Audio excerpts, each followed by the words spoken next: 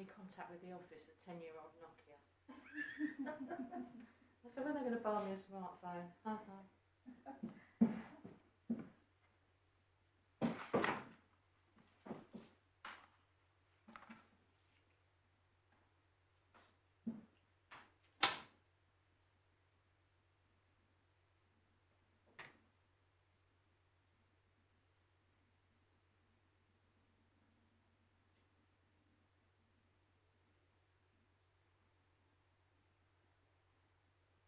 Right. Yeah. We'll just ask for some leave next week, and well, not all, a couple of days next week, a couple of days week after, because I'm too much. It's hard. Yeah. They're not telling you to work from home again, or like they're not telling you to stay at home. Yeah. Yeah. Unfortunately, we can't do that. So this is our job. But they're all going back to remote hearing. Mm-hmm. Remote hearing. I don't think so. I mean, looking ahead on the listing, they're all still alive. I know that ours next week are still coming in. Yeah, yeah, no, it looks as if there's 4 on Tuesday at the moment. Unless it's just next week because they were the ones that were already finished. Maybe. Well, I know the family ushers are only in 1 day a week or something. But everything's remote. Everything. Yeah, so.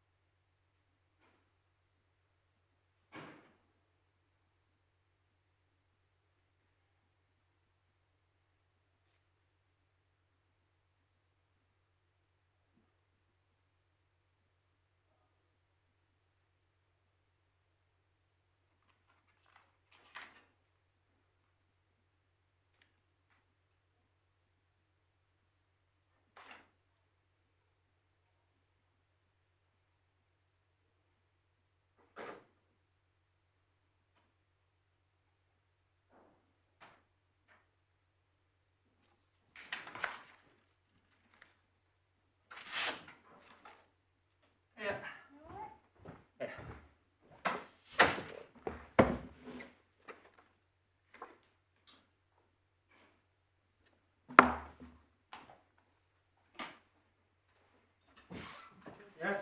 Your judge didn't say anything to you about No. it. He doesn't really get on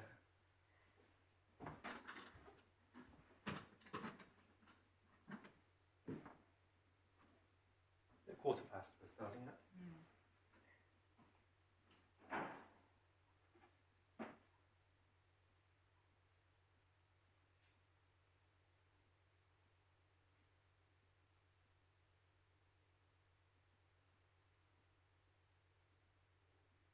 Ready to get going? All ready? Yep. Are they all out there? I think so. I'll check. They no longer do. At one point, they were doing hearings with 2 Lord Justices and 1 Lord Justice remote. Are they not doing those anymore? Sorry, say that again. Sorry. Sorry, at one point they were doing hearings with 2 Lord Justices in court and 1 remote. Are they all now just in? No, they've just started bringing as much as they can back into court case-wise, but I think it's all going to go back again. Right. But it depends on the judge. Court whether they tries? want-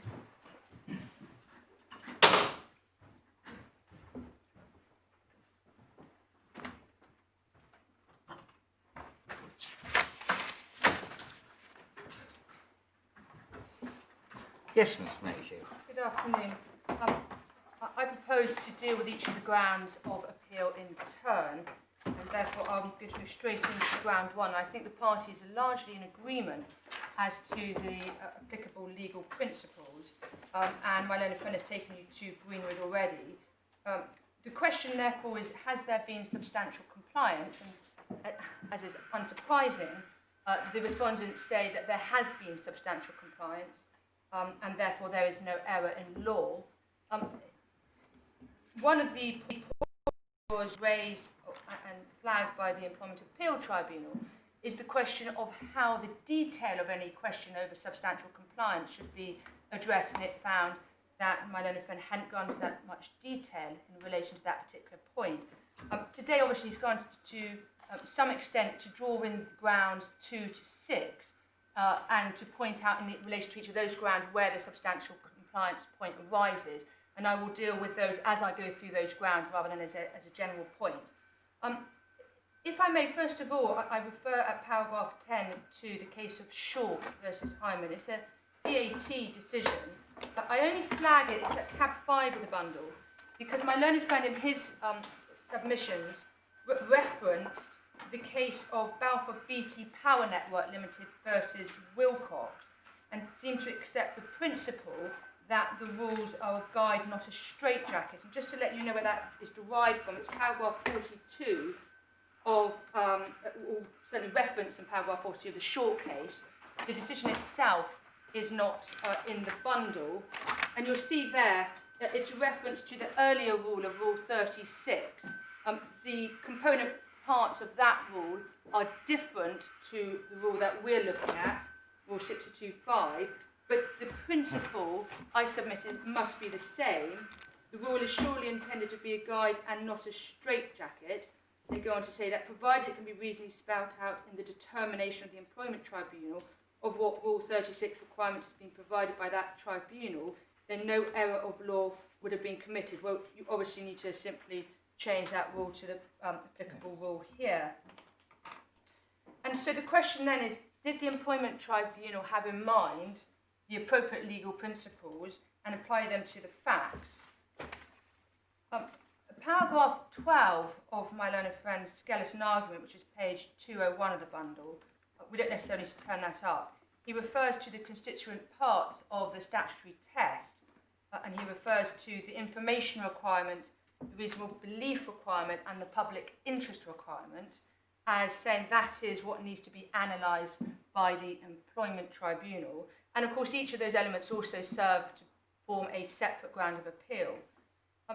Just one caveat I would say is to that principle, which is that, of course, if the Employment Tribunal finds that, for instance, the information requirement has not been satisfied, there's no necessity for it to go on to look at the other component parts of reasonable belief or public interest, because it has decided that the individual claimant has failed on that first hurdle. In relation to the overarching decision of the Employment Tribunal and how it approached the legal aspects, it is correct to say and identify that the Employment Tribunal set out the provisions without referring to the full extent of the provision itself. It referenced the section 43B, it references section 103A. And I refer to where you can find that in the decision. It's paragraph 11 of my skeleton argument. So it is a case where those statutory provisions are referenced, and they are the right provisions to be referring to.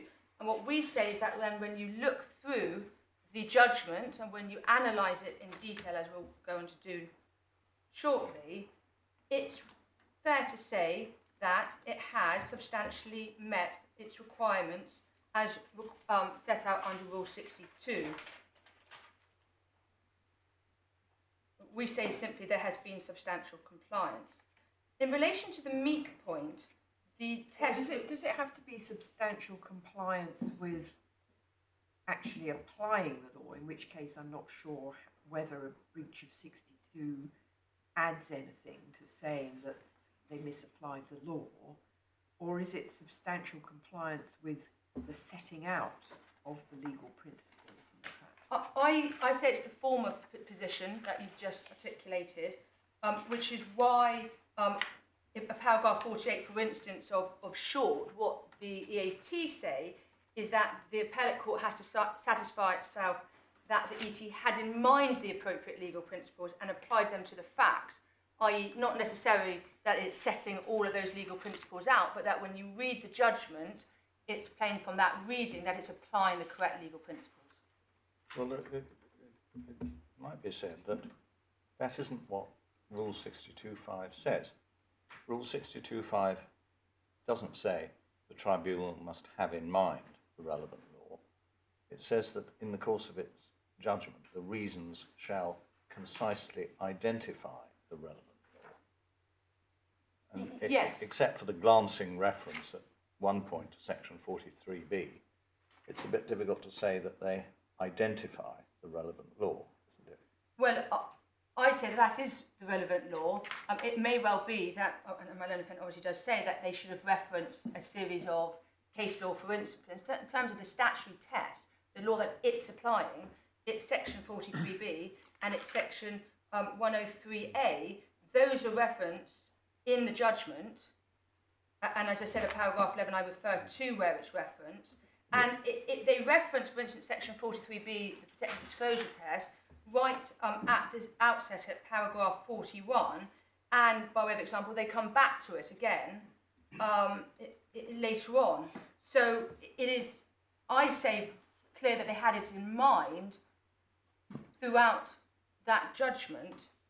At page 80, paragraph 164, page 86, you can see reference to 103A. They bring that part in when they're looking at the reason for dismissal, which is the right point to bring it into the judgment. And you're saying it's enough that you can see that they're actually looking at the right law rather than the wrong law. It doesn't matter that they don't actually copy the text of the section into the judgment. Yes, so for instance, with the information requirement, they are using the statutory language information through their judgment, and therefore from that it's apparent that they have in mind that statutory test as well as setting it out.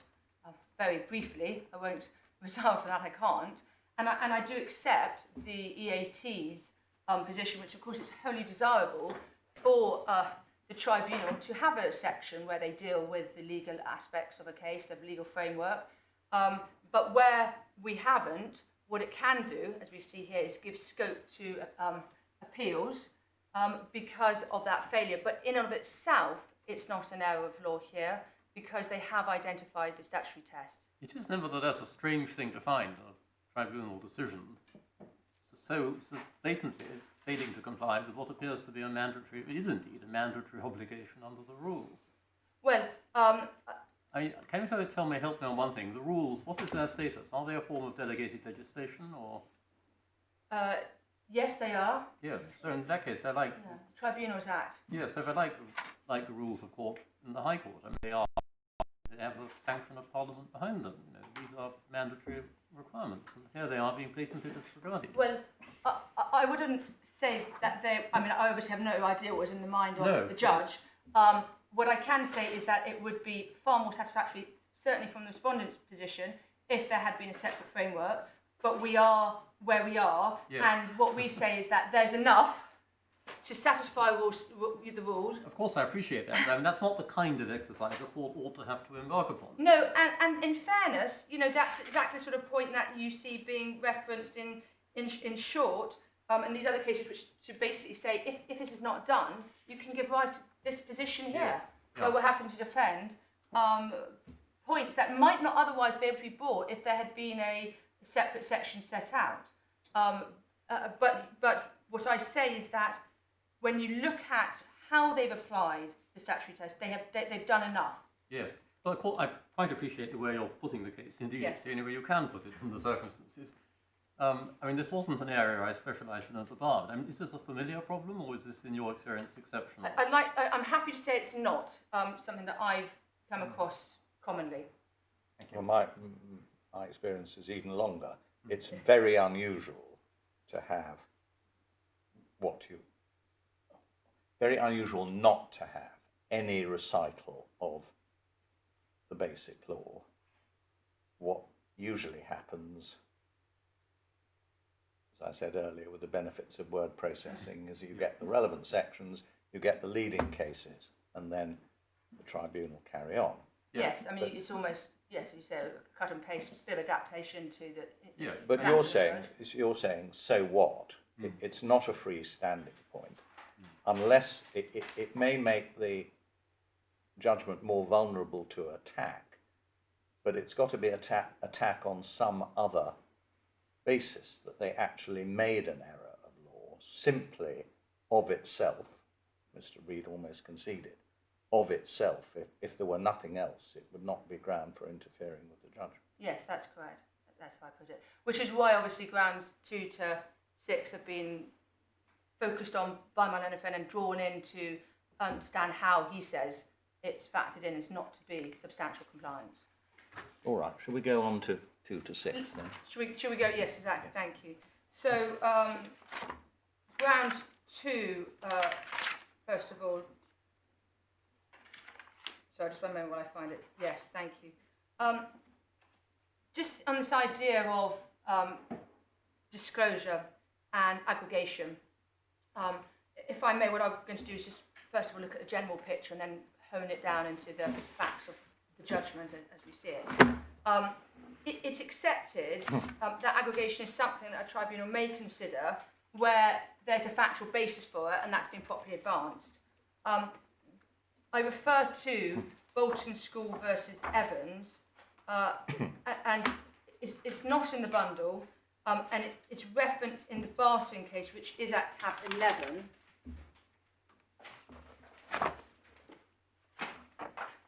Again, it's an employment appeal judgment, and it comes after Norbrook.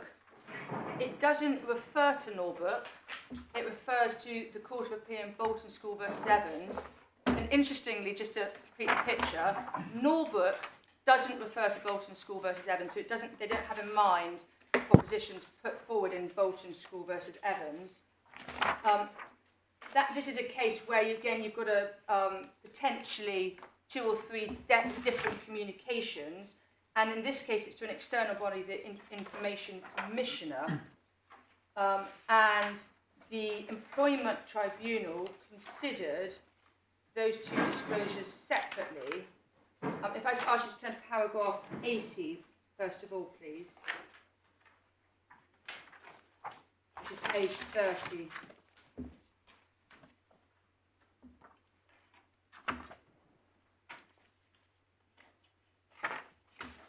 Paragraph 80, the point is made about the idea of linking it. And they say you can't link a disclosure that's does not qualify, because, for instance, it's not a disclosure of information, by associating it with another disclosure that does qualify. And the proposition for that comes from the Court of Appeal in Bolton School versus Evans, which is referenced at paragraph 82.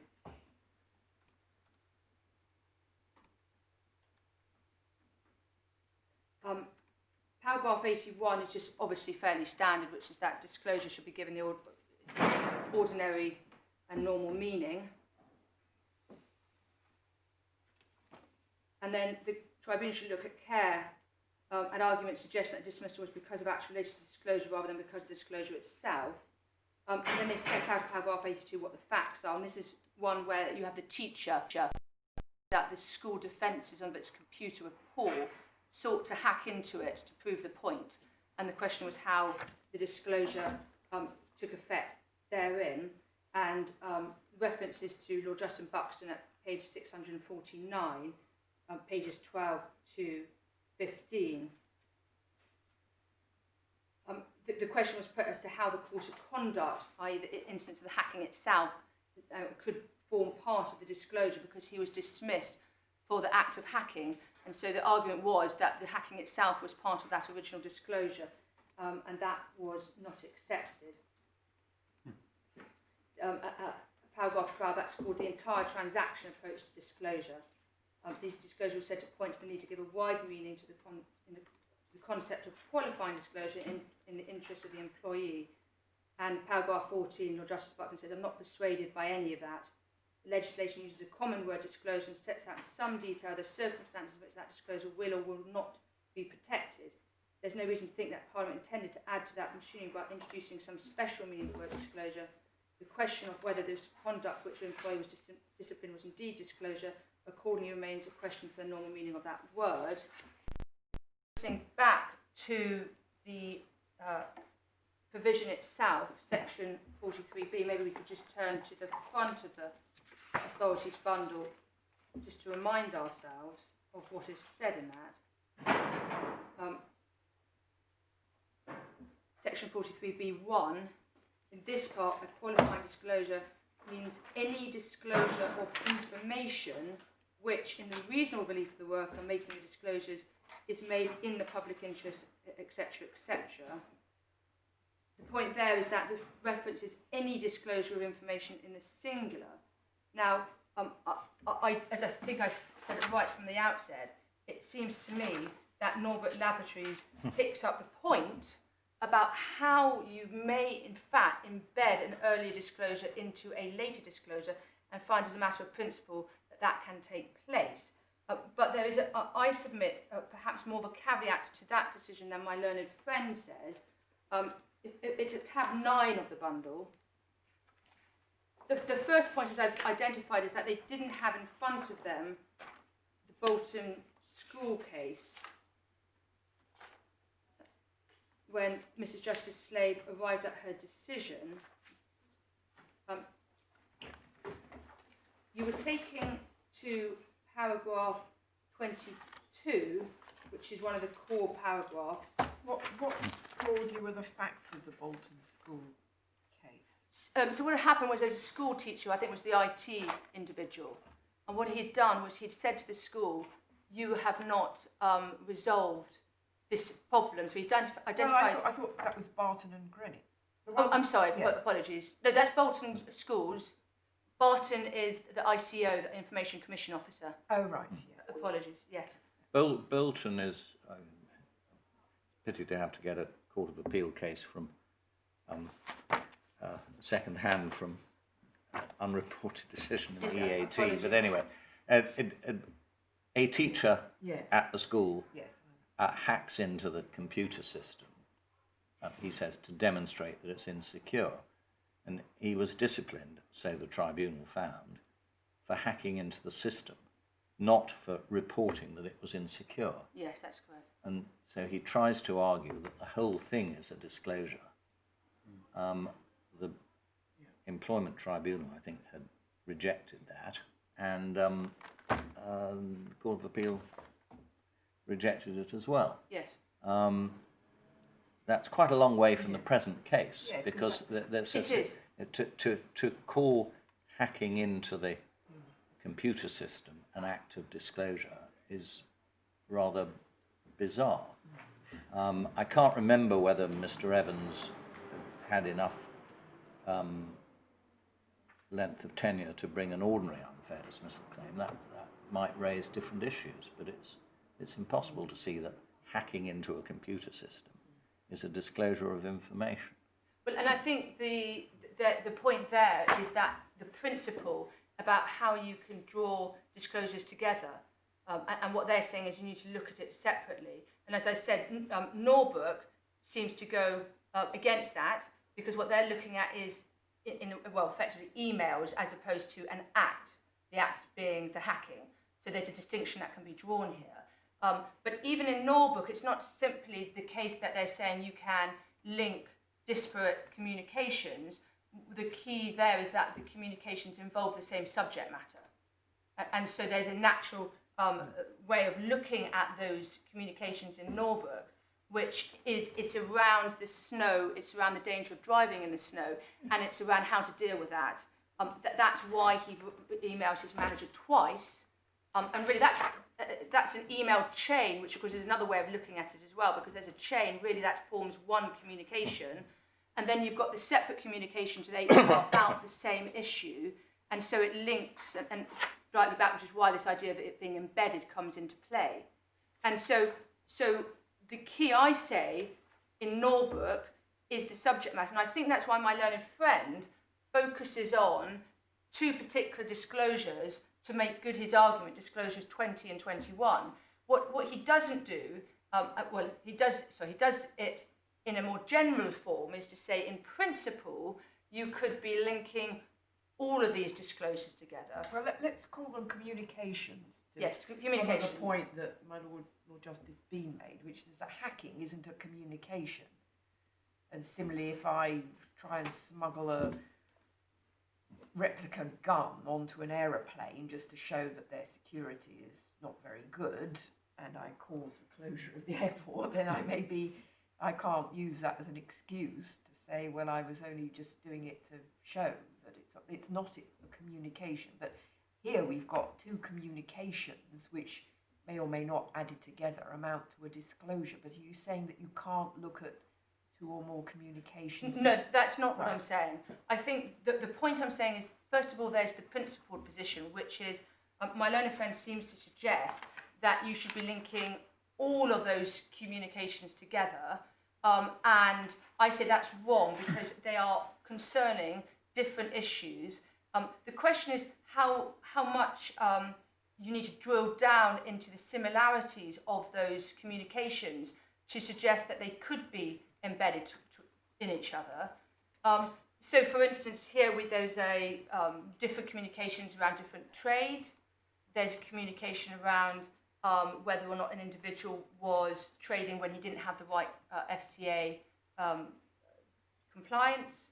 And then there's other aspects. So that's why, for instance, I say that fixation on Disclosure 2021 is very revealing, because I don't think it can be said that as a matter of principle, you could be linking 37 communications a 6-7 month period to a number of different people in that way, because that's not as far as Norbook goes. What Norbook is saying is, look at the subject matter. In this instance, where you've got a week apart, those communications, all about this particular issue, it's right to embed it. It's a question of fact. And therefore, applying those principles to this judgment, what did this tribunal do, and did it do anything wrong? Did it do something it shouldn't have done? Such either that was an error of law, or that it goes towards the ground one argument. Yes, because there's another case, I can't remember the name of it, that says you're not looking at a course of conduct. You've got to look at individual things to arrive at a disclosure. So we're looking at a kind of middle way between potentially aggregating communications to say that looked at together they amount to a single disclosure, but not then looking at a more broad course of conduct. Yes, I think that's right. And in relation to the question of aggregation, when you're looking at those communications, you have to analyse the component parts of that communication to understand, first of all, it could be that each communication is in itself a qualifying disclosure. But if it's not, then it might be that it fails because there's nothing else that you could link it to. But then the question is, how does the tribunal have to approach it? Because effectively what my learned friend is saying is that a tribunal would have to approach every single communication that's raised before it from the question of aggregation, analysing it in that detail, where it's not been put that way. And again, referring back to the way put, the focus was on that disclosures 20 and 21. And I'm going to come upon and look at that in a little bit more detail in a moment. And so I don't accept, and I submit that in this instance, it's not the case that the tribunal should be analysing every single communication that it had to look at and say, well, should communication 2 be linked with communication 15 to form a protected disclosure, because that would be putting far too high a burden on the tribunal. But where it is, and I'll come and deal with that in due course, but in actual fact, there's two sub-arguments that my learned friend makes. First of all, that they don't look at aggregation at all. So as a matter of law, they just don't even deal with it. I'm going to come and address that. And then there's the question of whether or not and how they approached the issue of disclosures 2021, for instance. Before you do that, may I just raise another point which we haven't actually touched on yet, which is the way the case was pleaded in the particulars of claim was in terms of only 4 protected disclosures, each of which was of a rather portmanteau nature. So, I mean, then, at a later stage, and I'm not quite sure yet quite how that happened, this was then atomized down into the 37 disclosures. I mean, was that done by a mutual agreement, or...? It was done through the process of developing a list of issues. Yes. And I think when you look at the ET1, you'll see that each of the alleged 4 protected disclosures had multiple communications referred to. That's what I thought, yes. So yes. In that sense, it was being pleaded as a case of aggregation. Which perhaps just goes to show it is perhaps rather a matter of presentation and so on, and ultimately a matter for the tribunal as to quite how it divides up allegations which can either be parcelled together or subdivided in the way which was actually adopted for the purposes of argument. Yes. I mean, I think that one of the difficulties with the way that it was put was that, for instance, under the 4 different disclosures, there were disclosures made to different people, different times, over quite a substantial period of time. So as a way to understand it and to approach it, there had to be a breakdown to understand what each communication actually involved. Yes, I follow that. Yeah. Thank you. So just before we leave this, Ms Mayhew, you mentioned there was a list of issues. Was it drawn up at the start of the hearing, in advance of the hearing? In advance. In advance. Over a period of time, in fact, my recollection is. Do we have it anywhere? It's not in the bundle, I'm afraid. It's referenced in the judgment at the beginning, but it's not set out in the judgment, and it's not appended to it either. I think they refer to 35 rather than 37, don't they? All misremembering that. Anyway. Yes, I think that's right. I think that, yes, the 37 comes up because... But it was agreed and blessed at a pre-hearing review or a case management hearing or something. Paragraph 16 talks about the list of issues has been developed by the legal teams from an original request for information from the respondent. The final iteration of the list of issues is dated the 20th of February 2017. So there's obviously a process that's been adopted to develop that.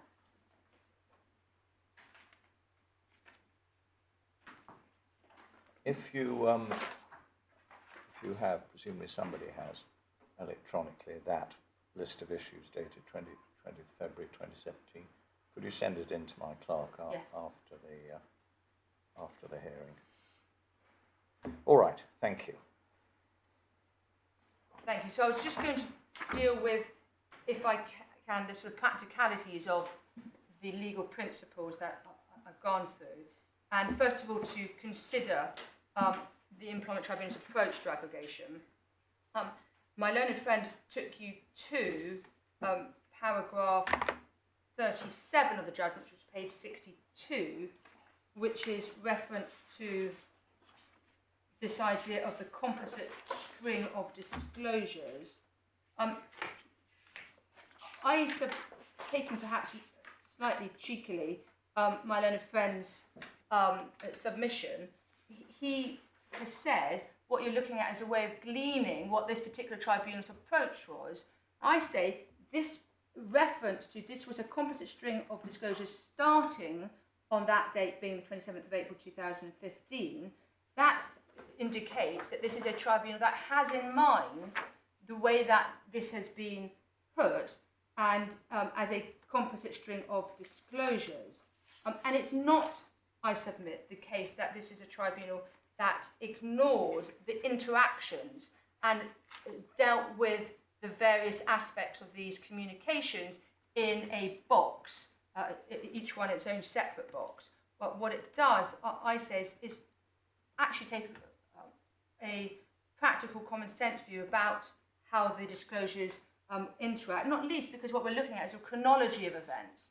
And so necessarily as part of that chronology, you can see the interplay. And an example of that, if I can refer you to, starts at disclosure 27, paragraph 138 of the judgment, which is page 20, internal 24,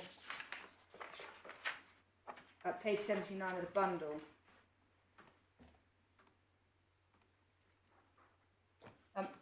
Paragraph 138 is a reference to a reported communication to Mr. Moore, who you may recollect was the one of the compliance officers. He'd had some earlier interactions with the claimant in August in relation to a trade that had gone wrong for the claimant. The tribunal look at that particular meeting, and it's of import because as a consequence of that meeting at paragraph 139, what you can see is that Mr. Moore felt duty-bound to raise it with his manager. His manager is Annie Mills. And the question arises there about why the claimant isn't providing details if he was saying that there were, in fact, breaches as he has suggested he was. Paragraph 140, you see Ms. Niels notifies Gordon Neely, who's the CF3 of the Respondent's Office in London, and there's reference to that. But just picking up then, if we could move on to disclosure 30, which is just a little bit further along at paragraph 152, page 83. And here, there's a disclosure made to Gordon Neely when he asked to see the claimant after Annie Mills' notification of him about that earlier disclosure. So this is linking back to Mr. Moore telling Annie Mills talking to Mr. Neely, and he has a discussion with the claimant, who the tribunal finds evasive at this point. And they then find, again, there's no information that's being provided. But what you can see there is the chain of these different elements coming together. And then the next disclosure, paragraph 31, is the next one in the events, because then there's a meeting with Ms. Mills, Mr. Appiah, and the claimant. Again, there was no information provided there. There was a hypothetical discussion. If I can pick up about halfway through paragraph 153, and just picking up this idea of how the linkage between the disclosures is approached, you see the tribunal saying there, for a third time, he was being specifically asked to disclose some information, and for whatever reason he did not. So effectively, they're looking at those three disclosures and saying in each of those occasions, he's not providing information despite being asked to do so. And then it goes on to say, the claimant did not then and does not now give any plausible explanation for why not. It was clear he had every opportunity to provide information if he could have. Any information was all available to him. And I'm just going to pick this up now because I'm going to come back to it, but it's not relevant for this part of my submission. But the tribunal finds that the respondent is probably correct in its contention that the claimant was merely trying to pass his commission concerns off as protected disclosures in order to leverage his personal position. But picking back up on the aggregation point, there's no need, or the aggregation point doesn't necessarily bite in any of these because there's simply no information to get off the ground in relation to these three disclosures. But what we can see is that the tribunal has in mind the linkage between these three. They all fail because they don't get off the ground on the information point. So, Sorry. so they're linked in sort of time and content. He first, at disclosure 27, speaks to Miss Mills. Mr. Moore. Mr. Moore. First, yes. And then at disclosure 30, he takes it forward a bit, and then disclosure 31 takes it forward again. But you say in each case, you can aggregate all you want, but in none of them was there any sufficient information for it to amount as to a disclosure. Yes, that's correct. So it's a bit of a nuanced argument, because effectively what you've got is a situation where the tribunal is not dealing with these different disclosures in a sort of box or a separate component. It's part of a chain of disclosures, because what we have is Mr. Moore, then Annie Mills tells Mr. Neely, he goes to the claimant, says, come on, you've got to provide us the details. He doesn't. The claimant says, I will tell a compliance, so then he organises another compliance meeting, and he still doesn't say anything at that compliance meeting. So it's part of, and it's just a way of looking at it, because obviously gleaning how they're approaching it, that is, I say, reflective of their kind of fairly common sense approach to the communications that it's examining. While we're looking at 153, and maybe you're going to come to this later, but is it your submission that we should read that final sentence as a finding of fact on the balance of probabilities? Well, it's probably correct. Well, that's why I asked, yes. Yes. It's not a firm finding of fact, but you say on the balance of probabilities, that's really what they're saying. Well, I'm really asking you whether that's what you submit to us, or I mean, that seems to me one way of reading it. Yes, it is. I agree. I mean, certainly that's what I'd be saying. It comes into play further down the line on ground 7. Yes, that's why you might be. I guess I had mentioned it before we forgot about it. Thank you. I'm grateful. So, just then coming on to the next example, which is therefore the idea of the protected disclosures that my learned friend has looked at. And if I can just touch upon that next, that's disclosures 20 and 21. And this is the way that my learned friend seeks to illustrate the point that he makes. There was some question over the timeline here, and perhaps if I can just assist a moment in trying to develop that timeline. Paragraph 104 is the first paragraph you take, so it's page 73 of the bundle. And what happens in paragraph 104 is there's reference to effectively a draft email of the 18th of August. And that's why it's put here at paragraph 104, because he drafts the email which he doesn't then send until the 16th of September. And that's why when he's referring back to the Kazakh trade, in fact, it's a month early when he actually sends the email. And so the tribunal have referenced in paragraph 104, but in fact, as my learned friend rightly indicates, in the timeline, it occurs later. It occurs after the 15th of September, which is reference to disclosure number 21. My learned friend says... I see. I had that the wrong way round.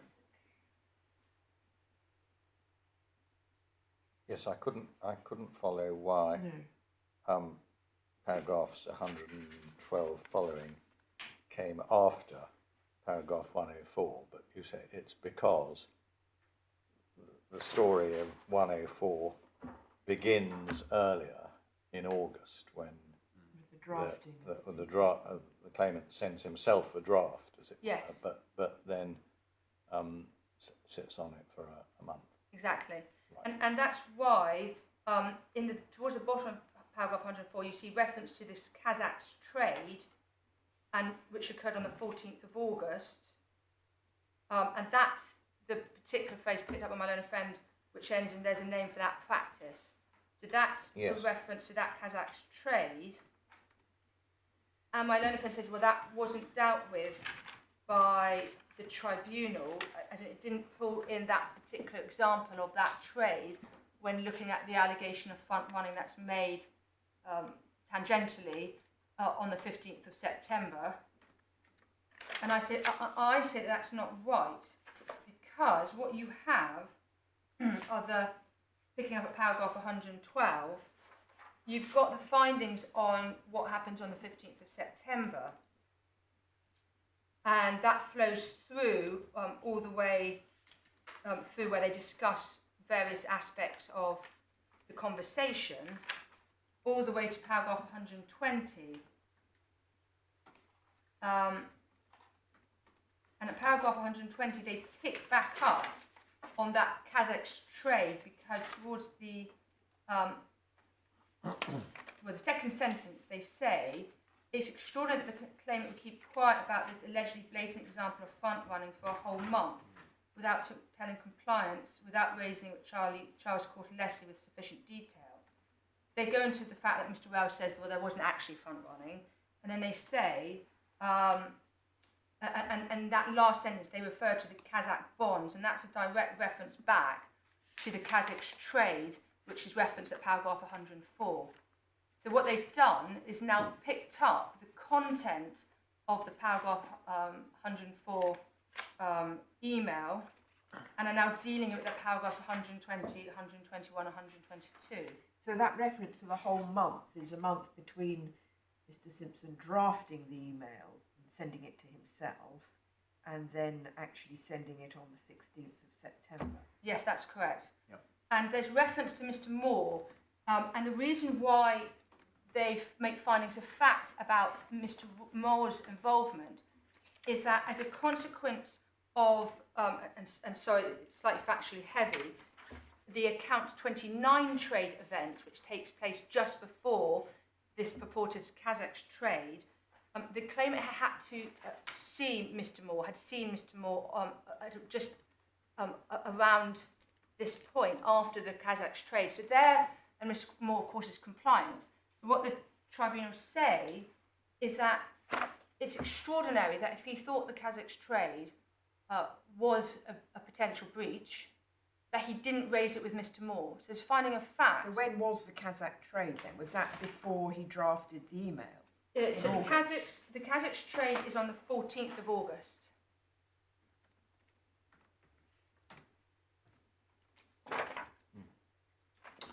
The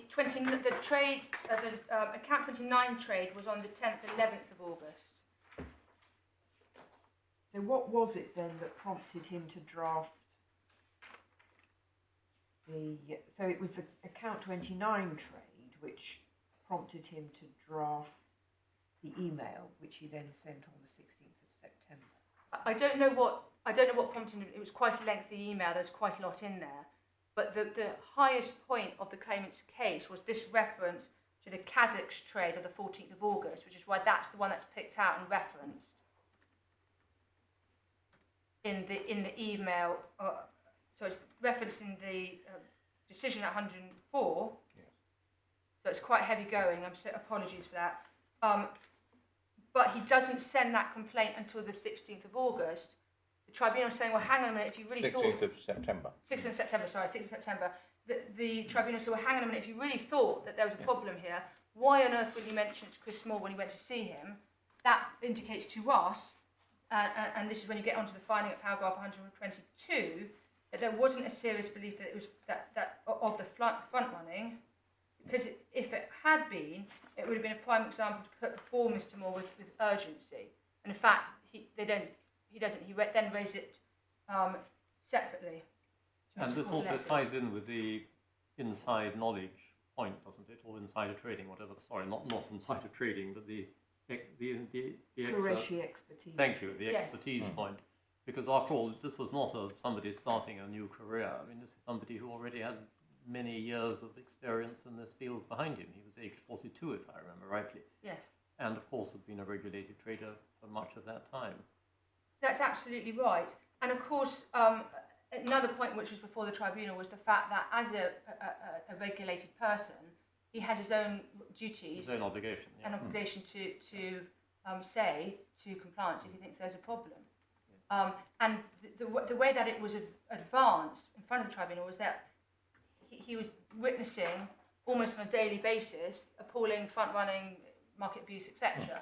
And that is why there's a real element of perhaps scepticism by the tribunal about this particular trade and that detail. So again, just picking up on the aggregation point, what you have is, I say, a complete answer to the criticism made by my learned friend, because you have that trade being put, reference at paragraph 104, being picked back up again in the context of front running and dealt with at paragraphs 120 to 122. On the email of 16th of September, mentioned a paragraph.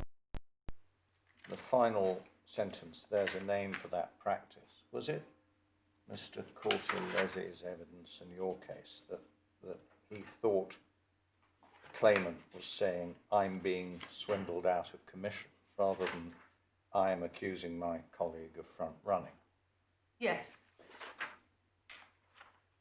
That's right, and I'll come back and pick up on the theme of the commission, but you will have seen that comment about the tribunal that were very sceptical about the way that these communications were potentially dressed up as something to what they actually were, i.e. they were really about commission, and he therefore didn't really believe in what he was now raising.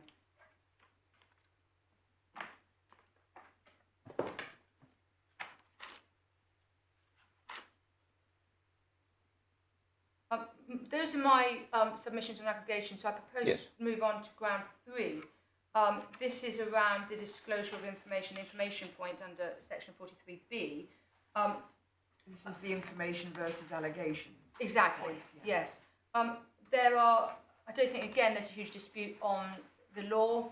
I would address you briefly on that, and then I'm going to deal with the 3 separate points that my learned friends attacked. There's the query point, whether or not the correct standard was applied, and whether or not the future breaches were raised and were dealt with appropriately. First of all, and I'm happy to say that this is a point where an actual case is referenced by the tribunal. We have the case of Cavendish being referred to. Yes. I accept that the legal proposition identified in Cavendish is not itself set out, but I say you can take from what is put throughout the judgment that the tribunal is applying the test properly. It is using the language of information, it's not using the language of allegation, and therefore it's not falling into the trap or the dichotomy of having allegation on one side and information. What it's doing is a factual analysis of the communications to determine whether or not they get over the statutory test and whether or not they satisfy information being provided. And on occasion, you see that information is found, and then they go and look at other aspects of the statutory test.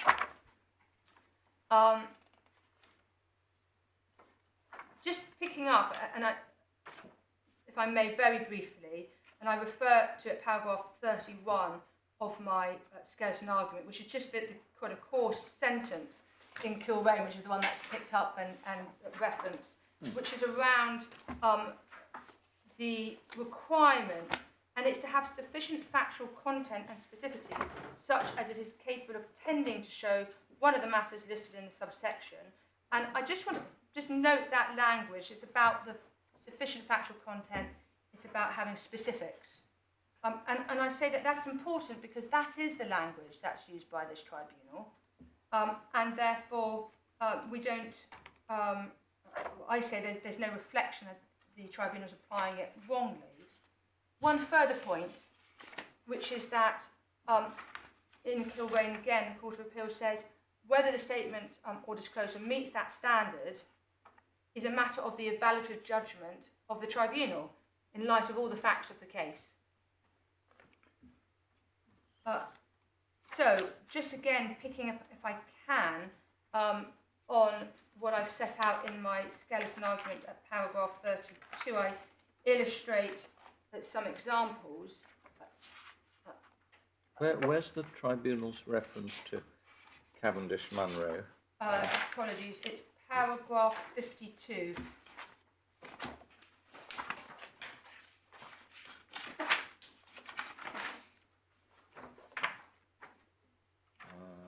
No, it's not. Oh no, apologies, it's not there. Oh no, it is there. It is there. So 51. It's paragraph 51. Apologies, it's the one above. Oh yes. It's yes. right at the bottom there. It's in the same section where they also refer again to section 43B.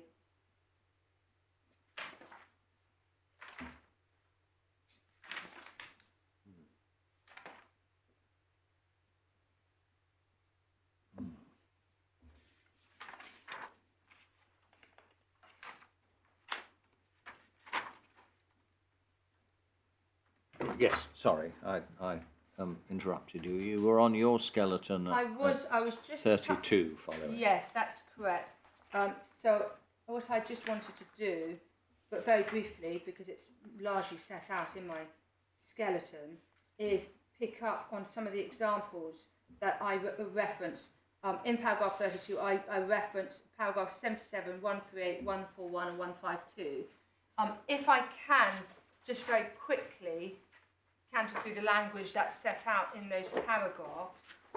We've looked at one or two of these already with my learned friends submissions. Paragraph 77, page 68. The criticism is that the communication's over general. The EAT at paragraph 43 found that these findings were hardly consistent with the provision of sufficient factual content to amount to disclosure of information. So the criticism, frankly, of the Employment Tribunal was well founded. Paragraph 138, it's page 79, and refers back to that disclosure 27 that we've looked at. Just picking up on some of the language in that series of disclosures, the Tribunal find that the claimant gave no specifics at all of his allegations. So again, referring to that language of specifics. Paragraph 141, 142, if they still no specific factual examples, just hypotheses. And then at paragraph 152, which is the disclosure to Gordon Neely at disclosure 30, page 83, they find he is evasive.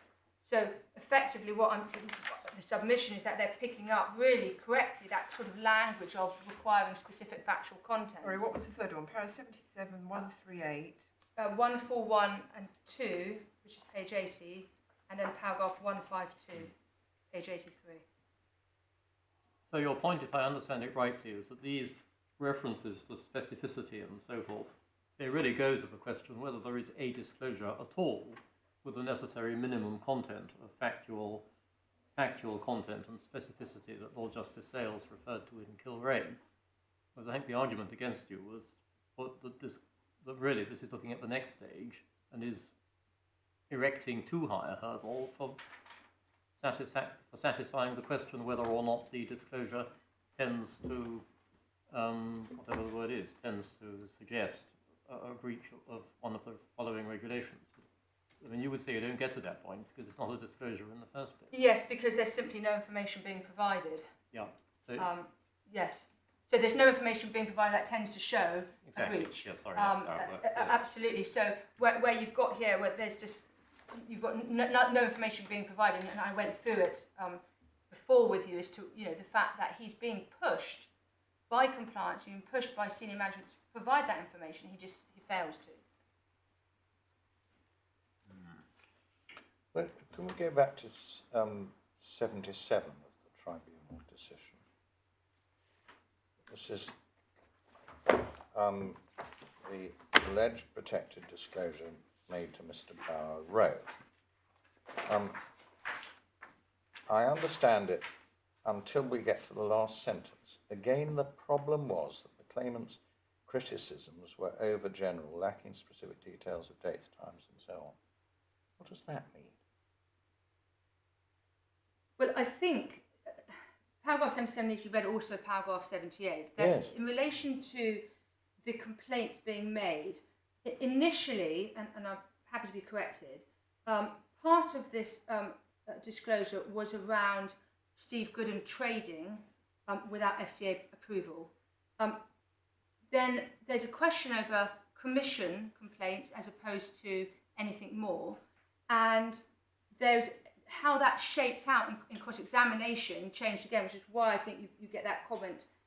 The way this was presented to the tribunal was a long way short of the way it was described in the claimant's ET1. And you effectively have findings of fact around credibility. The claimant says he unequivocally told Eric Barrow about traders on the desk front running and misleading clients, and that Mr. Barrow seemed to be in agreement with him, and said he would have a chat with him next time he was in London, but it was not due to be in London for over a month. If there'd been regulatory breaches... You don't have to read it out. Apologies. Just, at least in your mind, put Yes. brackets around the last sentence of 77. All the rest of 77 and 78 seemed to me, coming to it for the first time, to be almost like a simple confrontation of fact. The claimant says he made allegations of front-running to Mr. Barrow, fair and square. Mr. Barrow says he can't remember a thing about it, and it's we find it's inconceivable that if the claimant had said anything of the kind that Mr. Barrow would fail to remember. We find it's a figment of his imagination. All that's pretty robust stuff, but then what does the last sentence of 77 mean? I think it goes back to the fact that the claimant was making a sweeping allegation and wasn't giving any information at all. So that's why you get the finding where, you know, this didn't happen. It was, and all Eric Barrow remembers his commission comments. So what they're interrogating is the sort of detail that you might need to be seeing for somebody who is raising information, but they don't go that far. They're just simply saying it's overgeneral, i.e. we don't get to that point. But it's criticisms made, as it were, to the tribunal, not to Mr. Barrow. Yeah, yes. Well, we're at the disadvantage of never having seen the disclosure, and you're saying, well, the disclosure, the communication was so non-specific that even a low threshold of specificity fails to be met by it. Mr. Reed is saying it was actually did meet that threshold. It didn't meet the threshold of specific details of dates, times, traders and clients, but it doesn't have to. Well, I, for one, don't know what it said. It says it's described in the claimant's ET1. Do you know where it is? It indeed? Is it? I mean, that's the other disadvantage of this judgment. They didn't actually set out each of the communications. The reference is, I think, D, so it's page 17,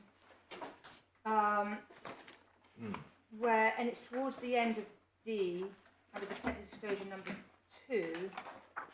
The first conversation took place on the 28th of July, and I think that's referenced back to that disclosure number 13. Claimant explained to Eric Barrow that he felt that the traders on his desk were intentionally front-running clients and misleading them. He told Mr. Barrow that this sort of practice was wrong, etc., etc. So in the ET1, you don't get that level of detail either. Does Mr. Oh, I see.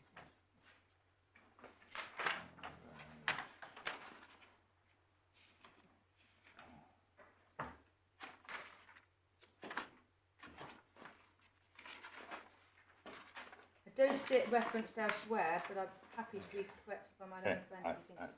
Right, so what's pleaded is that the communication he made was, I think that traders on my desk are intentionally front-running clients and misleading them, and I think that's wrong and it needs to be changed. That is what he says the disclosure was. Right. And then it was presented to the tribunal in a different way.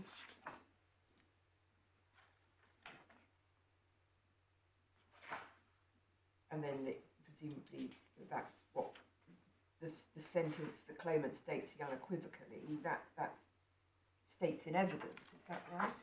Yes, I believe so. Right, but if that's the pleaded communication, then the question for us is, I suppose, whether, given what they say at the last sentence of paragraph 77, that indicates to us that they are applying too stringent a requirement of specificity, or whether what he says at D on page 17 isn't enough to amount to information. Yes, I think that is the question. Yeah. That fairly generalised pleading doesn't appear to be made good during oral evidence, or certainly Well, it wasn't accepted. It wasn't made more specific. Yes, and that's the criticism that's then made about it being overgeneral. Right. So when he was giving evidence, he didn't say, oh, well, yes, of course, I also told Mr. Bower-Rowe, I gave him names, I told him who I thought it was. He didn't expand. He may have expanded on what he was telling the tribunal, but he didn't expand on what he was saying he had told Mr. Bower-Rowe. That's my recollection, but it was a little while ago now.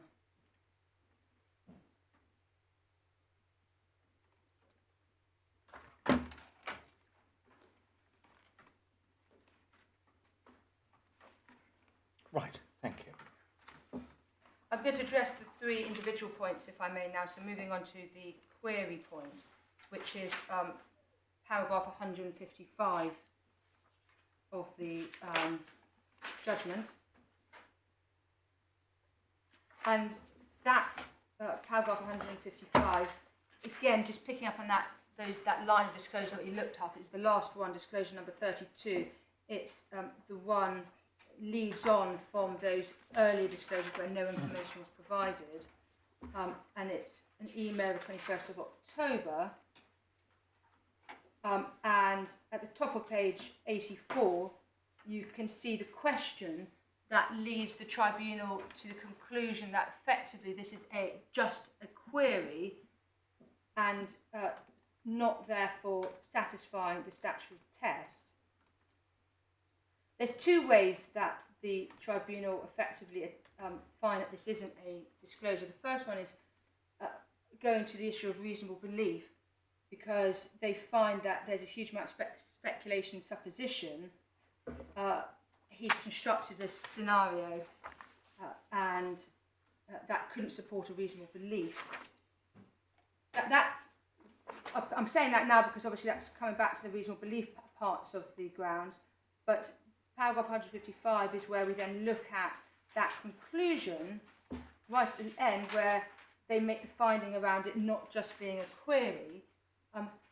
I submit that's linked in to the fact that he's not saying that this is a breach. He's asking a question, and that is, I say, something that in this instance does not satisfy the requirement of it then becoming a qualifying disclosure. The EAT looked at this and came up with the idea of a spectrum where you might have a query that would itself satisfy those requirements, and somewhere on that spectrum towards the other end they wouldn't. And this was one where it wouldn't, and I adopt that reasoning. Here the language isn't as a query per se, it doesn't satisfy the information requirement, and that's why that word just in there, I say, is crucial. It's not just a query. In the tribunal's findings, it was just a query, and that meant that they didn't get off the bar. It also failed in any event on the reasonable belief aspect, because they didn't find he had a reasonable belief that it tended to show a breach. pretty unfortunate they don't set out what this 21st of October email was. It's all terribly abstract. Yeah. I mean, could you let me know if the following information raises any issues? It depends what the following information is.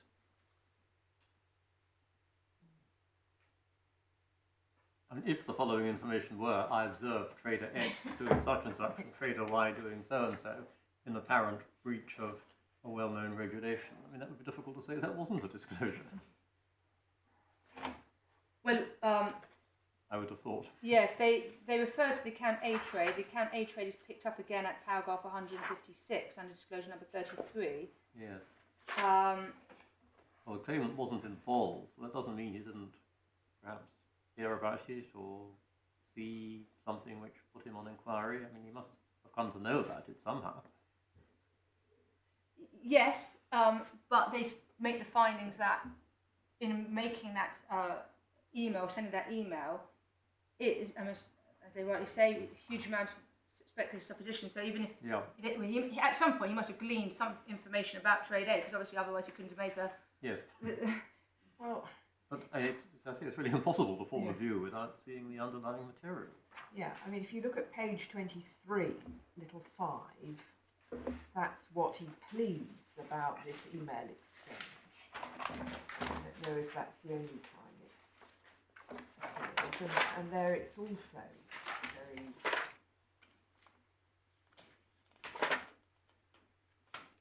Were all these emails attached to the ET1, or how do these emails come before the... There was a very lengthy bundle which had a great deal of email communications in it, including pretty much all of the emails and Blueburn chats that's referenced in the tribunal bundle decision.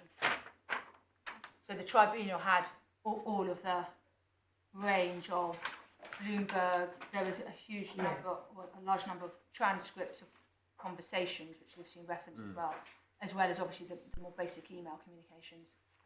But he doesn't say at little 5 on page 23, I then gave her, the claimant then gave her specific examples of front running. It's very difficult when the pleading, either the pleading or the judgment, actually sets out the words that we're having to pause. Yes, and to some extent, I made this point in my skeleton, and a lot of this is attacked on the findings of fact, and I say it's dressed up in the way it is, but really, to an extent, this is about perversity, and that we don't get over that bar, and the difficulties that you're having is illustrates why it is that it's such a high threshold, because it is very difficult for an appellate court to analyse where here you've had obviously a huge breadth of information provided to a tribunal, they've heard all evidence, etc., etc. Just moving on, if I may then, to the second criticism, which is around the standard. I think we've probably addressed that to an extent already by looking at some of those approaches and the way that the tribunal have referenced requiring specifics and so forth. I think that's entirely within what they should be doing and how they should be approaching it. Which then leads me on to the final point, which is future breaches. And this is reference to paragraph 153, page 83, where under disclosure number 31 again, in the third sentence, there's the reference to the claimant saying, well, we have not crossed the line yet, i.e., in his view, there haven't been past breaches, and that is the context of that comment, which is that he was being asked about past breaches.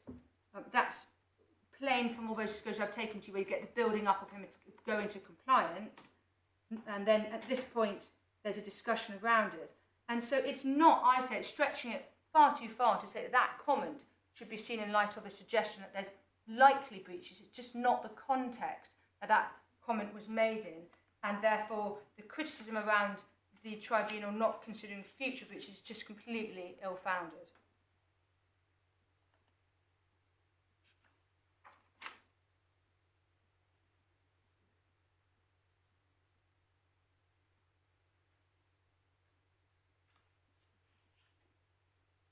if I can, then I move on to ground 4, the insider context. Again, I don't think we're far apart on the law. You've got the key points which my learned friend is really taking through in relation to Babula, and then Qureshi, paragraph 62. I refer to that paragraph 42 of my skeleton argument, and I just want to reference that because the point is, and my learned friend conceded this, is that it's effectively a bit of a two-way street, the insider information. Because you have that inside information, you have more information to decide whether or not something's been breached, but equally, in some ways, you're held to a higher bar because you know where there hasn't been a breach as well. So that's why in Qureshi they say references to looking at the records, and they refer to records because this is a medical case, so of course there would have been medical records that the individual could have examined. Well, here it's a slightly different case, but records really here might well be looking at the Bloomberg chat around trades, for instance, to glean whether or not the concern is well-founded. That's the insider information that we're effectively dealing with, and the tribunal does not, I submit, ignore the context, again, of the claimant's communications. What they do make findings of, and we've picked up some of that language, is that on a number of occasions, the claimant's approach is wholly speculative. It's making suppositions that are ill-founded, and you see that in some of their findings in relation to complaints that he's made. In effect, what he doesn't do is look at and for the purposes of Qureshi, inspect the records. He doesn't do that, and it's a lot of speculation. In relation then, just picking up on specific examples, paragraph 41, page 62 to start off with.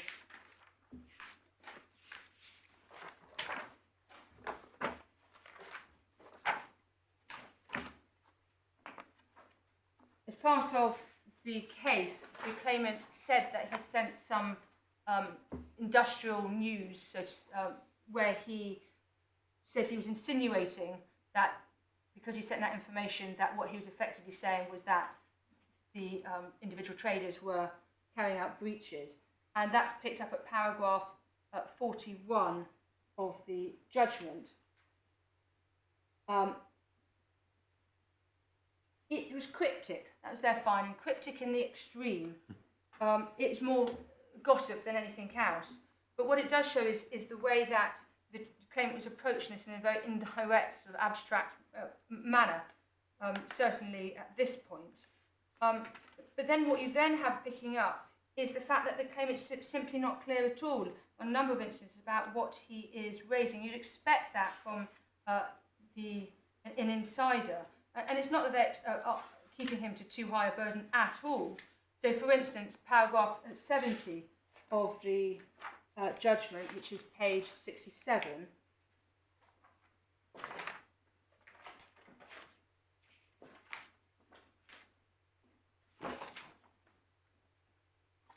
and we've looked at some of this already, but paragraph 70 picks up on that point about there being speculative accusation. But the key point there was that he never even put the issue of FCA non-compliance by Steve Gooden to anyone at the respondent. He put it to the tribunal. And if he had understood that was happening, that is obviously what you would have expected to take place. What would you expect an insider to do in those circumstances? To make it plain that that's what he's complaining about, and not to only make it plain at the point that he arrives at the tribunal. And what they refer to a trade at this point as well, at the bottom end of paragraph 70. They say it's speculative accusation. It would not be invisible to him. He was making constructs from overheard one-sided telephone conversations. And as an insider, he would know that there's obviously two sides to a conversation. To understand a trade, you need to know to understand both those sides, and that is, again, leading to the speculation point. Just picking up on a further point, which is at paragraph 102, during cross-examination at the outset, the claimant had referenced an Excel document that he said would illuminate the various disclosures, providing the sort of information that he says he was raising at the time. That was produced during the hearing itself. And a comment is made here about that, because even after he had the Excel notes, having made quite a deal about that, he couldn't come up with the sort of information that you would expect him to be able to if he was taking notes at the time. It was all too vague, is what the tribunal conclude. Are those the notes that some poor person had to spend a Sunday scrabbling around for? Yes, that's right. I mean, the tribunal also made really quite a damaging finding about that, didn't they? Saying that on the whole, the claimant's preferred approach was to be able to make rather vague allegations without anything to back them up, and once the chapter and verse came to hand, he then ignored it. Yes, that's absolutely right. I mean, which in forming that overall conclusion of his motivation and so forth is surely a very material part of their findings. Yes, it was a key part, and this is a way of illustrating in practice how that failure arose and why they then came up with that sort of fairly damning point in relation to it, and how also perhaps it flavoured their view of the claimant. Yes. Where's that reference? I'm just trying to find it. It was somewhere near the front before we got on to the individual Rings a bell. disclosures. Yes, Yes, tactically it was better for him not to. them Yes, not to that's right. follow It it, was, yeah.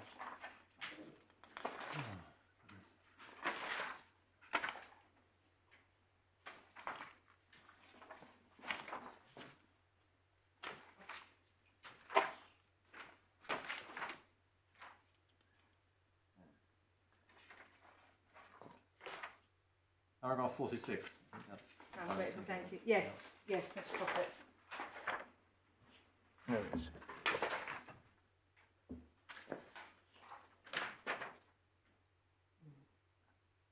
I mean, for what it's worth, to give a little bit of colour to it, it was a lengthy document with a lot of information contained in it, and therefore, if there was anything in it that would have assisted the claimant, well, no doubt one would have thought he would have looked at it. Oh, that's right, 71 pages long, with many of them A3 sheets.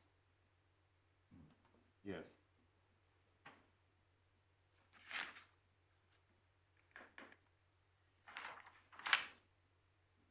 Just picking up with a comment that's made by my learned friend in the skeleton around the fact that the claimant was in his probationary period and therefore that would have limited his ability to make disclosures. I think just 2 points to make there. First of all, he does, in his own case, make a number of communications that he says are disclosures, right from the 27th of April 2015, so right from the start of his employment. And he himself says, at paragraph 105, in a comment that's quoted by the tribunal, that he'd been doing it all too long not to speak up. So I don't think that, as a point, actually... Well, I'm not sure he's talking about speaking up about this wrongdoing there. I think... Well, it's presumably another of these slightly ambiguous Yes. documents where one side was saying, He's not getting paid. his real grouse is that he's not being paid, and he says no, his real grouse, or at least his belief, is that things were being done not in a proper way, i.e. tending to show that breaches of the law were occurring. Yes, I think that's right. You've got that quote at paragraph 105 is part of the Kazakh's trade email reference at paragraph 104. Well, the finding is that, well, you read the findings in relation to that, but of course what we say is it's all about commission. So yes, if he's writing his particular disclosure, then he's happy to speak out, but even if he's not, he's happy to speak out. He's happy to talk about commission, he's happy to talk about account allocation, although that perhaps comes slightly down the line, more in September time. Just one final point on the insider, which is the issue of Mr. Cortelesi and the position taken by my learned friend that the tribunal should effectively have, perhaps it's putting it too high, but ignored Mr. Cortelesi, where they refer to his view as a disclosure not being about front running, but being more about commissions, by way of example. I submit that they're entitled to take account of Mr. Cortelesi's views and to bear that into the context and the framework of what they're looking at. Mr. Cortelesi is himself also an insider, and therefore to do that was not an error.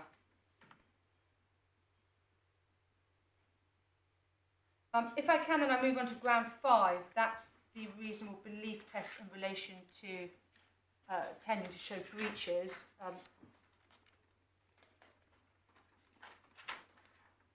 Again, I refer to Cool Rain at paragraph 50 of my skeleton argument. Really, I think the point here is that you don't look at the issue of reasonable belief in a bubble. It's got to be in the context of the information that's being disclosed to try to understand whether or not it discloses a reasonable belief, or what is in the mind of the individual itself discloses a reasonable belief. And so, to an extent, that idea of content of information feeds into whether or not and how that reasonable belief is approached. So, for instance, if the individual knows that something is not true for whatever reason, and therefore is making it up because, by way of example, he's trying to manipulate the situation to get more financial commission or bonus or whatever it is, then that might well mean he doesn't satisfy the reasonable aspect of the reasonable belief test, because it's not reasonable for him to think that, because he knows it's plainly wrong, and therefore he's effectively making it up, even if, on the facts, if it was right, it could itself constitute a protected disclosure.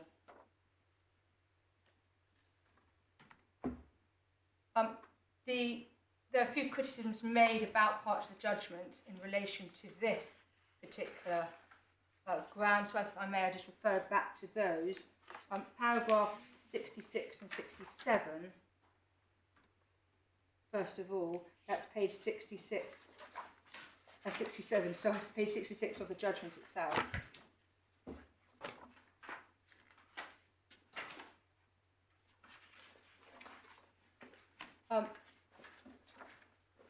The disclosure number 10, or communication number 10, starts at paragraph 65 and in reference to Bloomberg chat. It also references the fact that there were two other Bloomberg chats that day, one between Steve Good and the Claimant as well in particular, and there's a discussion at paragraph 66 in relation to that.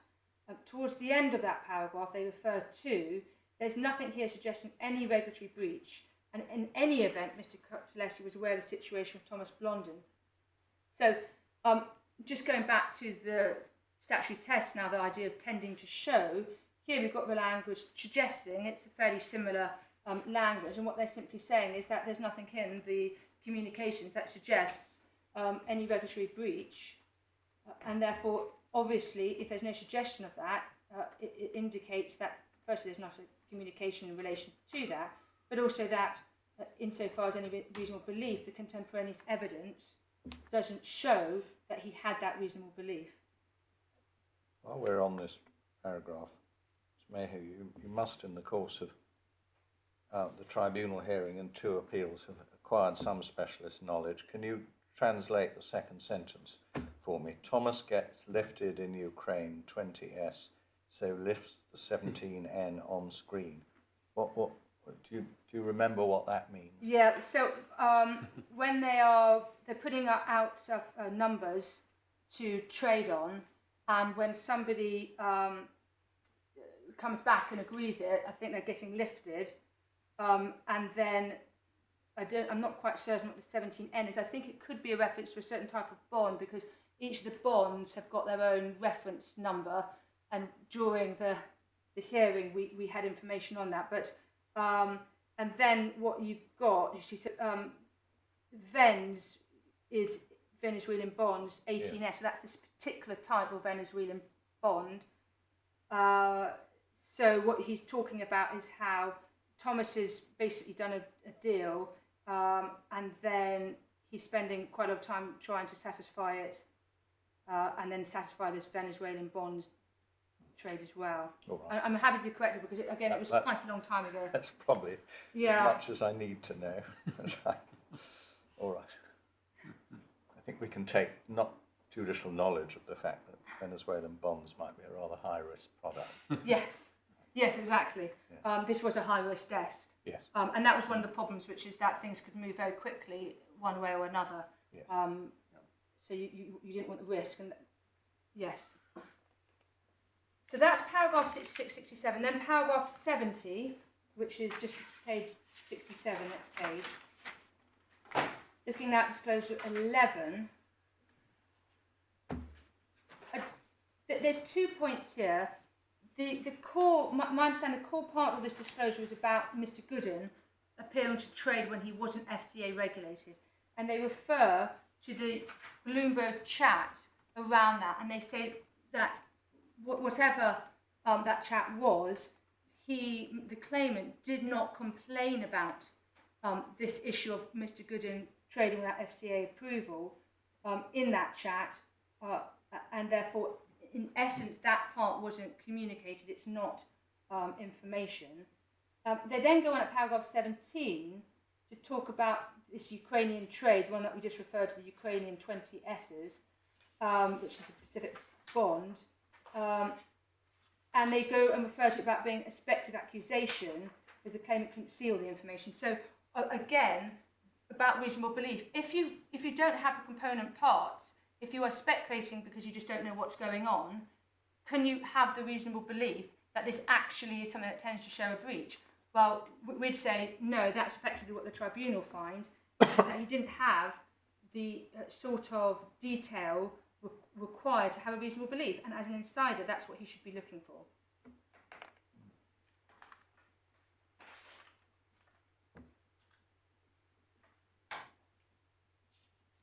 And just picking up, just turning to paragraph 73, which is sort of the conclusion of that line of decision making, you see over the page at page 68 that the tribunal concluded it is a pretty weak case.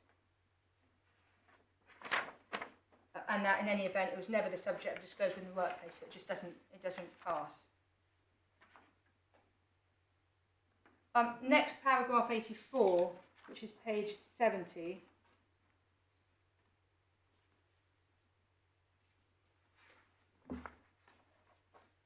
Again, this is about assumptions and speculations, and there they find he didn't have a genuine belief. That is a finding of fact that they're entitled to make when they look at those sorts of speculations and so forth. It doesn't show any error.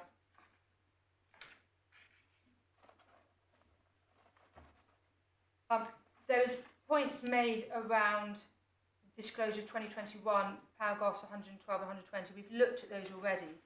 The point that I pull out is that the tribunal finds it extraordinary that if he believed that he didn't raise it with Mr. Moore the next day, and that again means he falls down on the reasonable belief aspect of the test.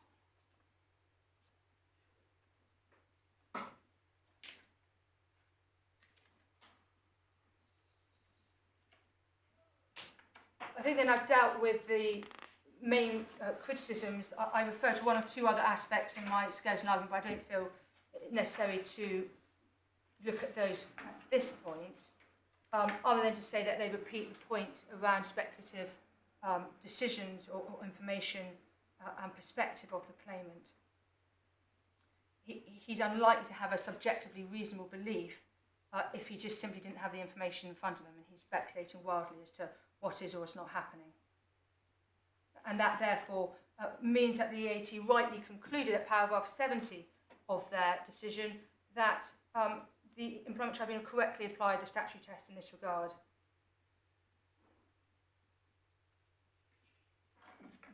Ground 6, which is the public interest point. just, if I may, address you on one point of law and then just pick up 1 or 2 points of fact and findings. Just on the issue of motivation, the Court of Appeal, as my learned friend rightly says, said that somebody could be wholly motivated by different or self-interest, but it doesn't mean that that would negate a communication itself forming a protected disclosure. But it is an evidential issue. If somebody is wholly motivated by self-interest, they might well have a harder evidential hurdle to surmount in showing that, in fact, they believed it also to be in the public interest.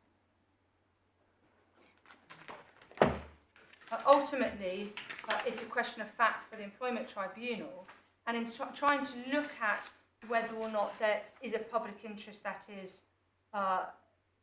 reasonably held or considered by the individual at the point that they are making their disclosure. And of course, the Court of Appeal says, as long as they have the public interest in mind, they might develop what that public interest is later on down the line, but they've got to have it actually in the mind at the time they make the disclosure. The Court of Appeal made it plain that you need to look at reasonableness in the context of what the public interest in that arena might look like, and they refer to the points made by James Laddie QC, the 4 criteria set out at paragraph 34, which means, for instance, you might look to the size of the organisation as a factor that might lead to public interest.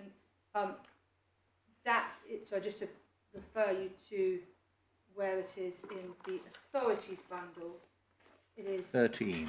tab 13. I'm grateful, I can't read my own writing, apologies.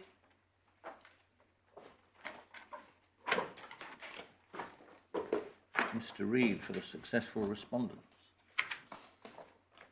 Unsuccessful respondents, and thank you for the successful appellants, I think. Respondents in the sense of employers, yes. So Respondent, yes. paragraph 30 is the point on motivation.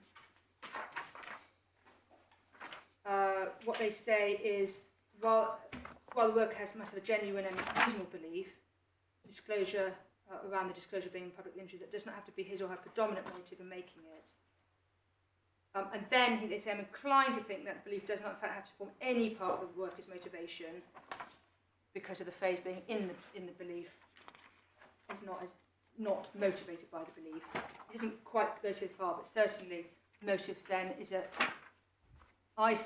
looks to me like something that comes into the evidential, because what he then goes on to say is that it would be odd if that did not form at least some part of their motivation in making it. And then paragraph 34 is where you've got Mr. Laddie setting out under ABCD points around what you might look to understand what the public interest could be. And of course, that's again not a straitjacket, it's just a guide. And that point is picked up at paragraph 37 of the judgment, where they set out what the correct approach would be. And towards the end of that, it picks up the fourfold classification of relevant factors.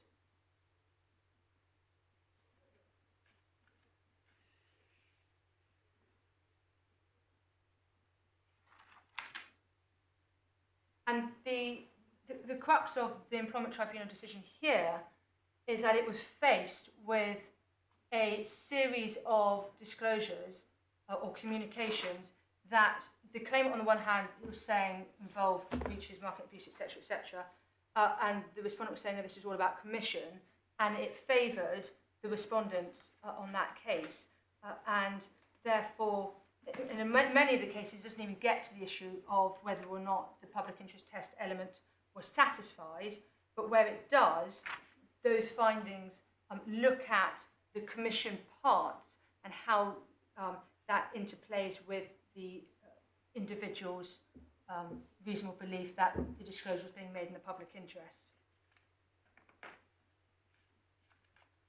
So my learned friend made a number of criticisms which I respond to at paragraph 57. So, for instance, and I won't take you to it, but paragraph 60, I refer to a quote there, and that starts about being, if this disclosure was really about underpaid commission, it could hardly be a qualifying disclosure, because it's in the tribunal's decision, it's about self-interest, i.e. it wasn't a genuine belief. And I deal, the criticism of this ground really focused on two substantive findings, paragraph 60 and 102, and then the conclusions at paragraph 163. And if I may refer back, or refer to 163, which is at page 85 of the bundle, and that is sort of almost the summary paragraph, having gone through the various different communications. So, which one? Paragraph 163, page 85. Yes. And this is, as I said, sort of almost where they put it all back together again. Yes. They refer back to section 43B.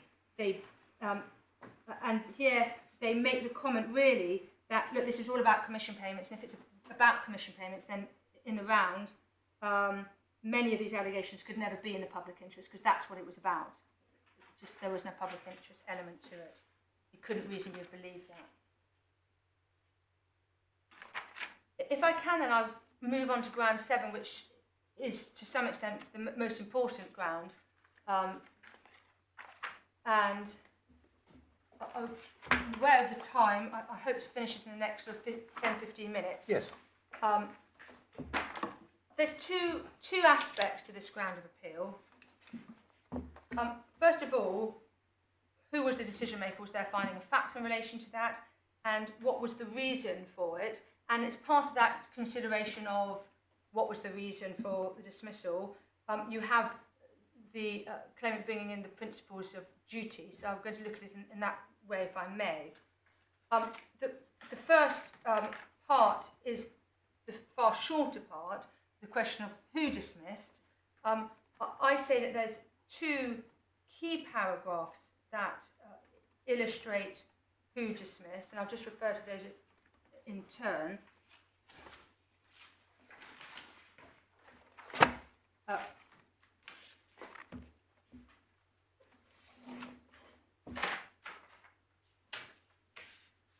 So first of all, paragraph 160.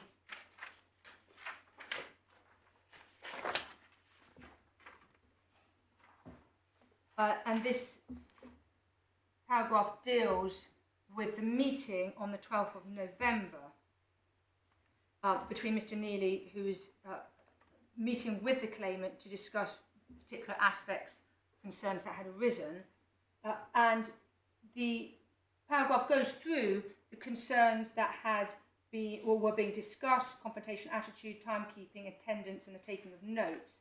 And it goes on to conclude that there's no evidence in relation to disclosure, but the tribunal accepts Mr. Neely's evidence that he never looked at the claimant's notes at any stage before he decided to dismiss the claimant on the 1st of December. That is, I submit, a clear finding that Mr. Neely was the decision maker and the sole decision maker in deciding to dismiss the claimant on the 1st of December. And that is supported by the comments that you then see when you look at paragraph 164 of the decision.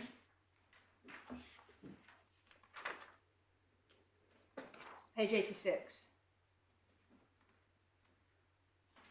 Towards the end of that paragraph, they're looking at what was in Mr. Neely's mind,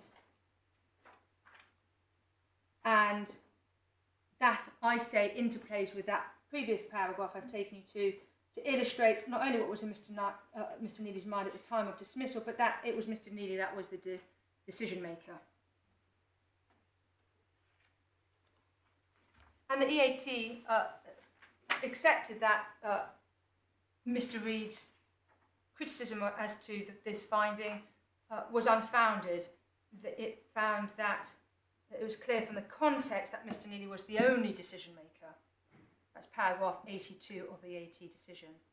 And that's clear from the use of the wording he in the meeting on the 12th of November, and the fact that it was just the two of them at the meeting, he therefore being a singular reference to Mr. Neely.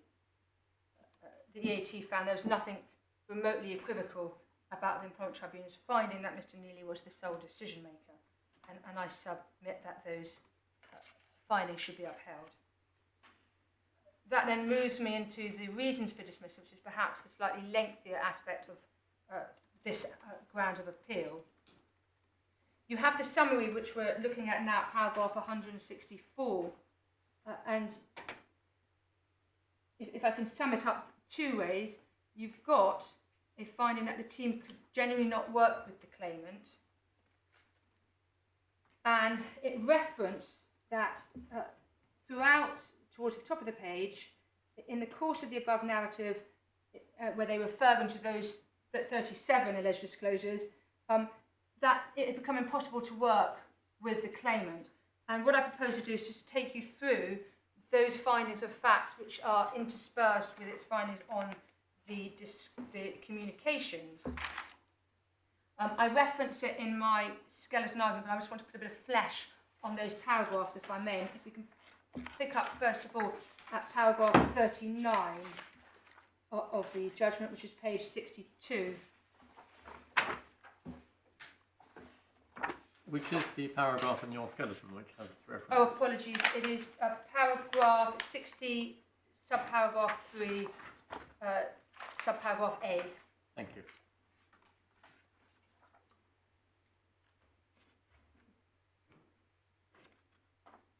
This is a reference to the tension that you can have between salesmen and people and traders on the desk because of the issue of who gets commission, and it references the fact that latterly the tension had got bad to the point of toxic. So it's an overall kind of overarching comment about the relationship because of the issue of commission, if I then turn to paragraph 53. So what happens is that the salesman is the customer-facing person. He concludes the deal with the customer, and then he rings up the traders and say, well, I've just agreed a deal to sell £5 million worth of Ukraine 20s or 20s. You better go out and buy that now.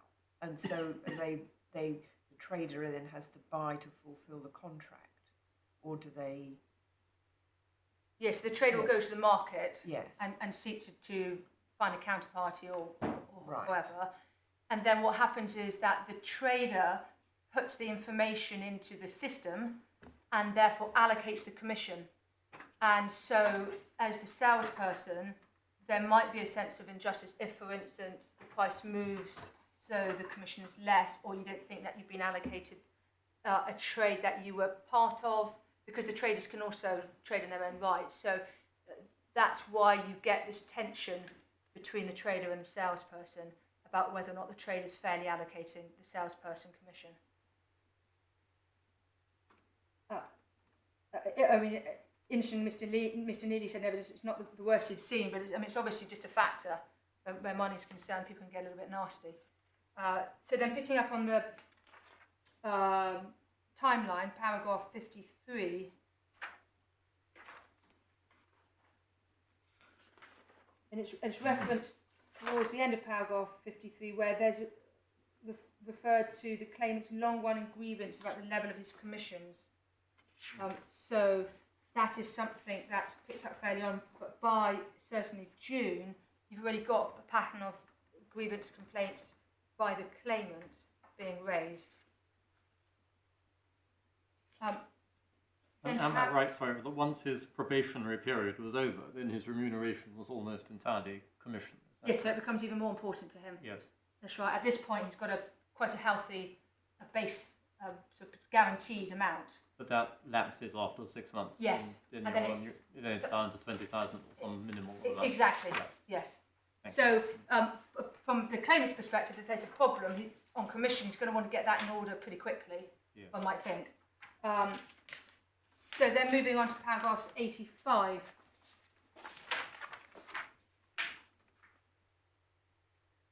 I referenced in my submissions earlier, the account 29 trade. I just want to deal with that in a little bit more detail. It starts at paragraph 85 and it runs through to paragraph 93.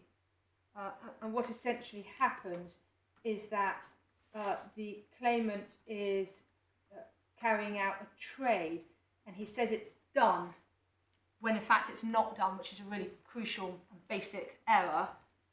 It goes into the evening and therefore it can't be done, and the next morning it's picked up on, and it's picked up by one of the traders, and Mr. Simpson, also the findings are, effectively, from their perspective, tries to cover it up and isn't honest about the fact that the trade wasn't done and she should have known better, etc.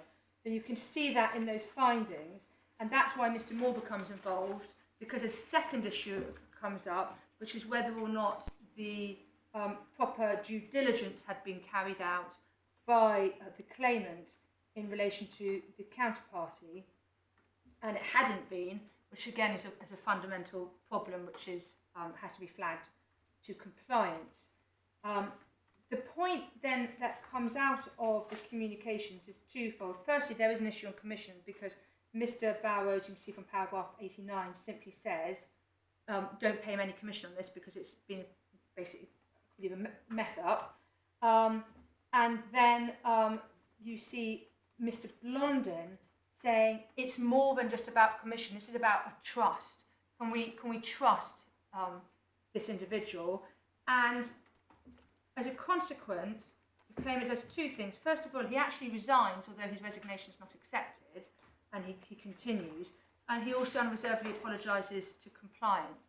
But it's part of a picture of there being concerns in relation to the claimant.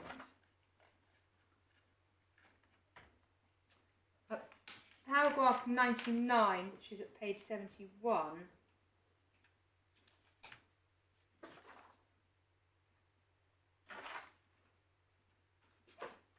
sorry, page 72, apologies.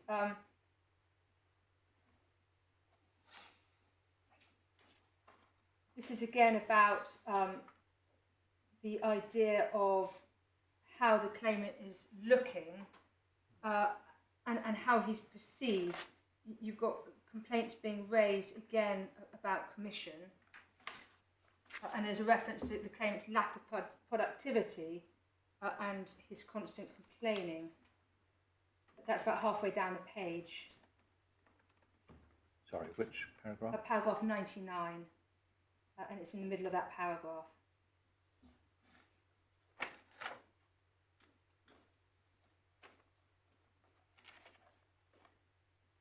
And the lack of productivity I'll come back to, but there were concerns which you'll see picked up by Mr. Neely around timekeeping in particular, and that is picked up later on. Sorry, the relevance of 1 year's service, is that the minimum for bringing a claim for unfair dismissal? At that time. At that yeah. time, yes, thank you. And also, it means that, you know, if they really wanted to get rid of him because he was complaining about protected disclosures, I think the point is that they could have done it. Well, they could have accepted his resignation. Yeah, indeed. Yeah. Yes. Yeah. Paragraph 87. Yes. Right. And then paragraph 108 and 109. And you can see there that Mr. Blondin might well have dismissed him if he had his way. But Mr. Cortelesi at paragraph 109 is recorded as basically he didn't want to dismiss the claimant because it was all about, and you see this reference, bums on seats. They needed the claimant. They didn't want to get rid of him, so they actually, from all accounts, took some behaviours and just went with it, even though it meant that Mr. Blondin in particular was concerned. And the last sentence of paragraph 109 is quite illuminating, because what it's basically saying is that the hope was the claimant would work, rather than complain about Mr. Blondin and his sales commission. So we get back to that. He's complaining about sales commission. That's what this is about. Again, paragraph 117 and 118, there's a sort of summing up about the claimant really was a constant frustration to Mr. Cortelesi, because he wasn't doing his own job, he was concentrating on other people's work. And Mr. Cortellesi was trying to get the claimant to focus on doing his own work. He was trying to motivate him. He was trying to be diplomatic, but he was facing Thomas Blondin complaining, Mr. Gooden complaining, saying get rid of him. But he wanted to hit the traders, keep the claimant going, but he himself was running out of patience. And he was trying to get the claimant to complain to him, not to the traders, to try and get that relationship equalised. But again, it's part of a pattern of this developing destruction of the relationship because of complaining about commission. And at this time, there's a new event which comes in, which is the new person on the desk, and a question about account allocation, because when somebody joins the desk, they've got to give them accounts. And that then becomes another issue that the claimant is complaining about, and you see that coming in at paragraphs 117 and 118.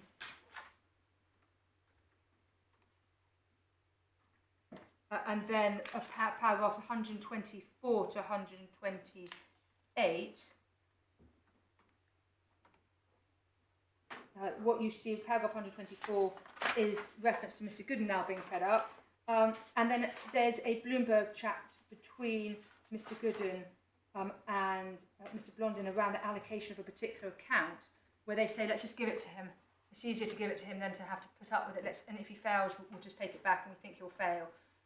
And then you see, leading on paragraphs 125, more about the complaints around account allocation, how people try and encourage him to work with the team. About paragraph 126, there's this idea about the zero-sum game, which the commission saw as the claimant saw as a competition with others on the desk, but it wasn't. It was about building the whole of the desk, and so on. So what you've now got at paragraph 128 is that finding that last sentence about this is you've got to get the claimant to work hard, stop wasting time, focus on his sales commission, stop complaining about account allocation, etc. Those are all findings by the tribunal, and they are all part of the picture that we then arrive at paragraphs 145 to 151. I won't read those out, but they are referenced to a meeting and various events leading up to it. And Mr. Cortellesi, at this point, trying to motivate the claimant, and it then ends up in a meeting, paragraph 150, where there's a discussion with the traders on the desk.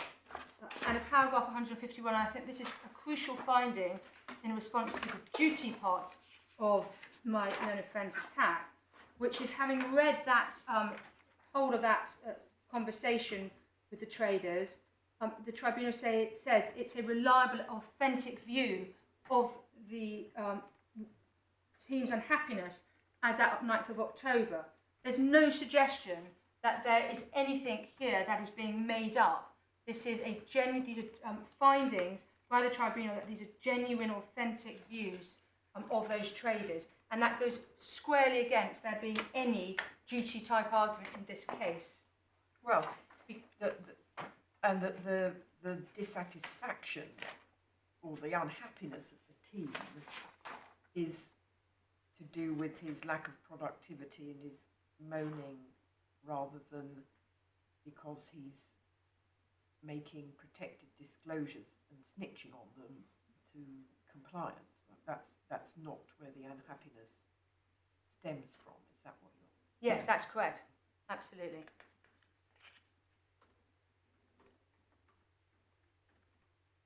And then you pick up a paragraph 158 with Mr. Neely having this problem on the desk. He tries to mediate, and he has a meeting with everyone. That fails. That's referenced at paragraphs 158 and 159.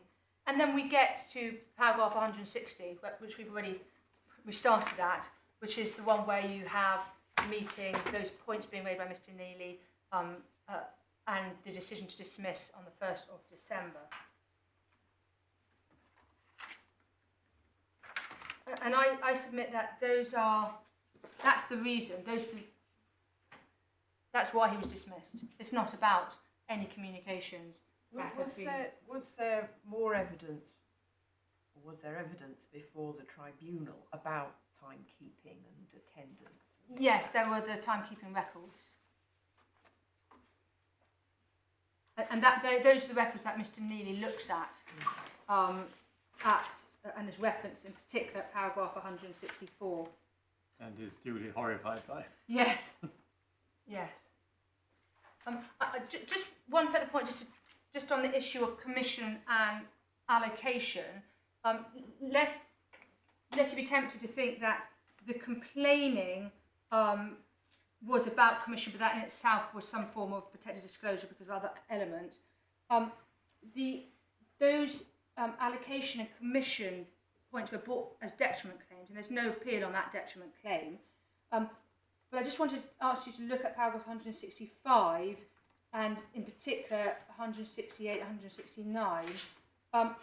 Paragraph 165 is around this issue of account allocation, and they find that as a detriment was a far-fetched claim, but also they make a finding that the claimant was spending more time complaining about what he didn't have than actually working on what he did, which goes back to the productivity point. So there's another finding there. But they say this wasn't about account, it's far-fetched to say that he wasn't given accounts because he whistleblown, but in any event, that ties in with one of the reasons for dismissal. And paragraphs 168, 169 go to an analysis by the tribunal of whether or not, in fact, there was any basis to his complaints around commission, and they find there wasn't. So the claimant put forward his best case. He refers to 9 trades. It's analysed by the tribunal, and they say there's nothing there. He's not come anywhere near to proving a single underpayment of commission. And of course, that is what the tribunal then say that's what was or led to the claimant distrust in the traders, was his belief that he was unfairly not being given commissions. He was completely wrong in that, and ironically, that's ultimately what ended up leading for him to be dismissed, because he unfairly didn't trust those traders. So Mr. Neely had positive reasons for the claimant's dismissal. They're well set out and documented. There's no, I submit, point that we get into the sort of duty arguments my learned friend makes. There was no invention to penetrate through. And I refer to what the Supreme Court says at paragraph 60, where it effectively says, generally, you don't need to look further than the reasons given by the appointed decision maker. And I say here that this is one of those cases. So those are my submissions, unless there's anything I can answer. Thank you very much, Mr. Mayhew. Mr. Reid, as ever, no need to repeat anything, but if there's anything to which you want to respond. You can rest assured I don't propose to do so. There are some points I succinctly hope to make in reply. Yes. And can I just begin reflecting the order of my original submissions without going back over them on the question of substantial compliance? And just to challenge an assumption my learned friend makes, it's obviously a truism that a poorly reasoned judgment is likely to lead to appeals.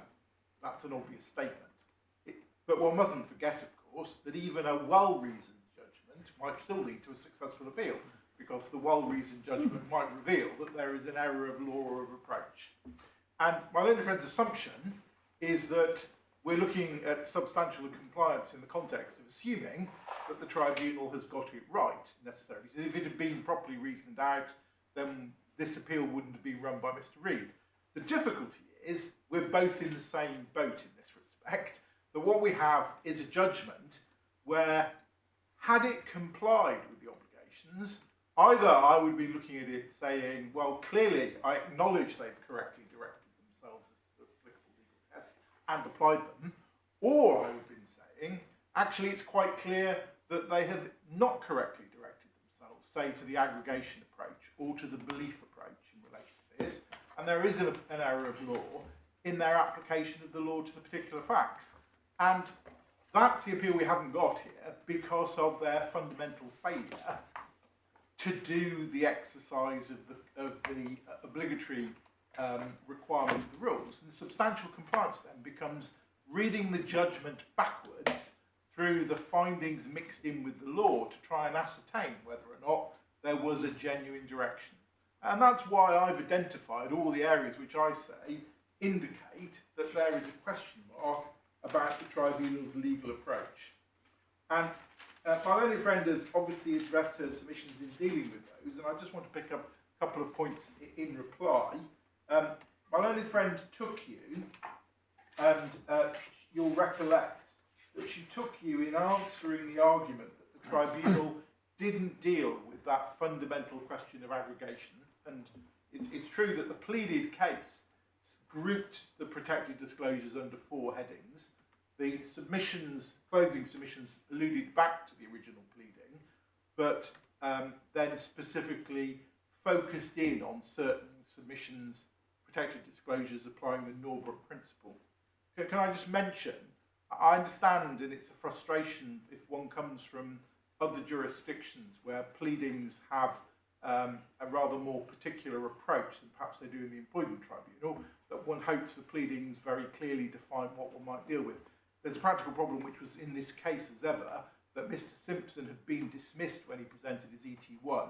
His ET1 was prepared without access to any of the emails or materials because, of course, he was no longer an employee or didn't have access to them. And so it was written without direct knowledge.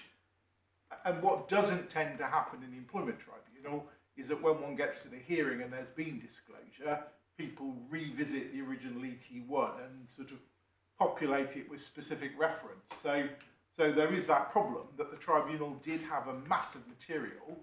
They had all this, unusually, actually for a case, because one was in an environment where there was a lot of recorded material in Bloomberg chat, they weren't really dealing generally with disputed conversations of fact. They actually had the text and the material to quote and refer to. So in many ways, the oral evidence didn't actually require direct findings in that respect, other than the status of people's belief. They had all the material there. But that slightly digresses me from this observation about aggregation. My learned friend took you and to paragraphs 153 through to paragraph 154 of the judgment. You might remember that was the one, that was the October sequence of seeing compliance. 14th of October, 21st of October, and she drew your attention to those to say, well, that shows when the tribunals looked at that and the previous meeting with Mr. Moore that they're dealing with these together. Well, it would be a good point were it not to ignore what happens next, the 29th of October, which, when one reads on as I took you in my submissions, the tribunals specifically refer to the email where Mr. Simpson refers to date, trade, name, sales. So how can they conceivably be correctly approaching the case on the basis of looking at the information together being communicated if they only selectively do that in relation to parts of the communication? The minute one sees that sequence, one can see that there clearly was a disclosure, even applying the high burden that the tribunal have distorted as to a need to have a degree of specifics.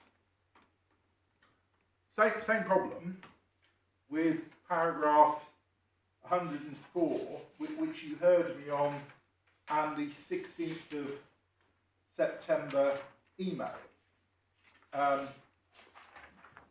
That is the email which you recollect had the sentence relating to the Kazakh bonds in relation to it. There's a name for that practice. I'm sorry? There's a name for that practice. Yes, and my learned friend referred you to it, but the 105 I hadn't. At the end of the email, the tribunal quote the end of that email at 105, and the end of the email said, I know you like to just let things run, but when the guy who's supposed to be running your business here in Europe does not do it in a proper way, then I've got issues and I've been doing this too long to be afraid of speaking up. So in the context of here's a particular trade that I say there's an issue about and I'm raising that up, his case was, together with the early material, it was clearly raising a protected disclosure. Now my learned friend deals with that by saying, oh, well, all of this gets addressed by the tribunal when you go on to paragraph 122. And 122 doesn't deal with it at all. 122, they go off into looking at his communications with compliance and make the point, which is true, that a month passes between the Kazakh trade and him going back to Mr. Cortellesi about the issue and say, well, that indicates that there wasn't a serious belief. Completely the wrong test. How does it possibly tell you that looking at what he did, taking that in, he wasn't having a reasonable belief that he had disclosed information tending to show a breach? So 122 actually only serves to underline their fundamental error of approach as to the law. And that's replicated perhaps most strikingly by my learned friend's observation about paragraph 70. Because paragraph 70, you'll remember, was an earlier passage of the judgment dealing with Mr. Godden trading. And my learned friend said of paragraph 70 that what the tribunal was concluding was that Mr. Simpson didn't have a reasonable belief that there was a breach of the FCA and Mr. Godden trading. Well, again, completely the wrong text. They're judging it by saying you had insufficient information with your expertise to form a reasonable belief of a breach. That wasn't the correct approach to determine that as being a protected disclosure. He may have been wrong, he may have been right. Even if it was the basis of assumption or speculation, if in fact what he was articulating was reasonably perceived to him by being as being information to disclose that was sufficient. Can I, in passing, just clutch on to one observation about 77, which my Lord Justice Bean made about the last sentence. It's true, and that the last sentence is rather odd, because it is right that in 77. If you read 77, 78 and 79, I acknowledge that they appear to be making a clear finding of fact that nothing was said, but the last sentence seems to suggest that something was said, but it wasn't sufficient for it to be a disclosure. For my purposes, I only need to say, not that it shows some perversity or an error, but the last sentence is giving that clue as to their failure to address themselves as the proper test of the level of information. I've dealt with the question of pleading. In relation to the dismissal, the fundamental issue behind it, between us, rests in relation to this. My learned friend has gone back and taken you through the relationship to say that the tribunal's found findings about the breakdown of relationships that existed. Of course, the fundamental position of the claimant for the tribunal, and I acknowledge it's a point the tribunal do seek to grapple with, was that he was on probation until September. In September, his probation is confirmed.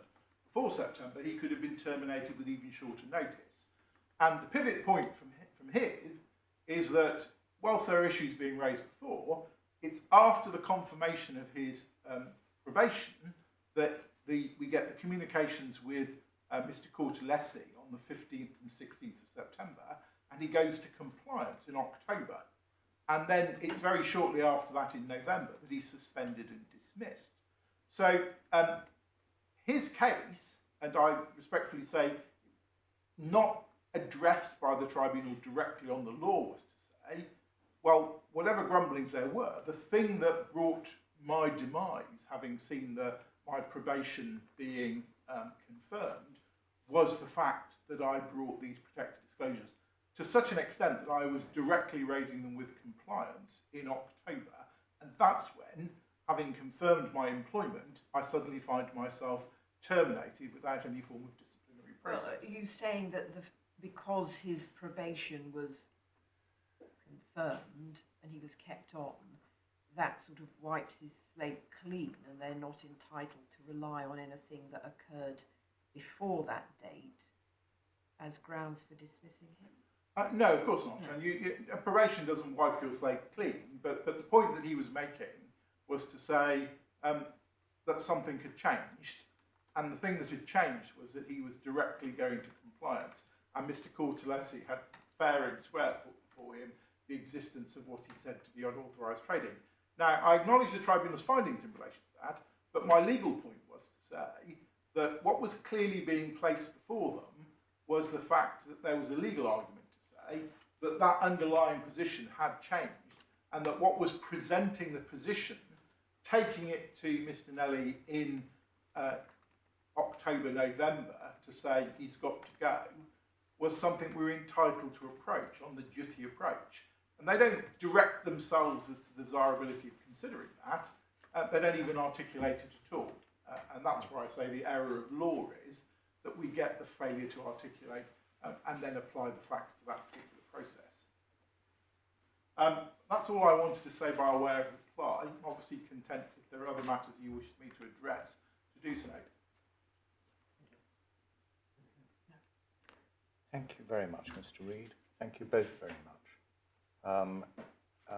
Could I, before I forget, repeat my request for the February 2017 list of issues? But apart from that, you've given us all we require and plenty of food for thought. We will reserve judgment,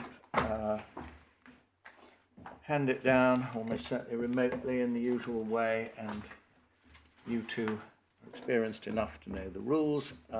We'll send it out in draft, not for the case to be re-argued, but for any corrections.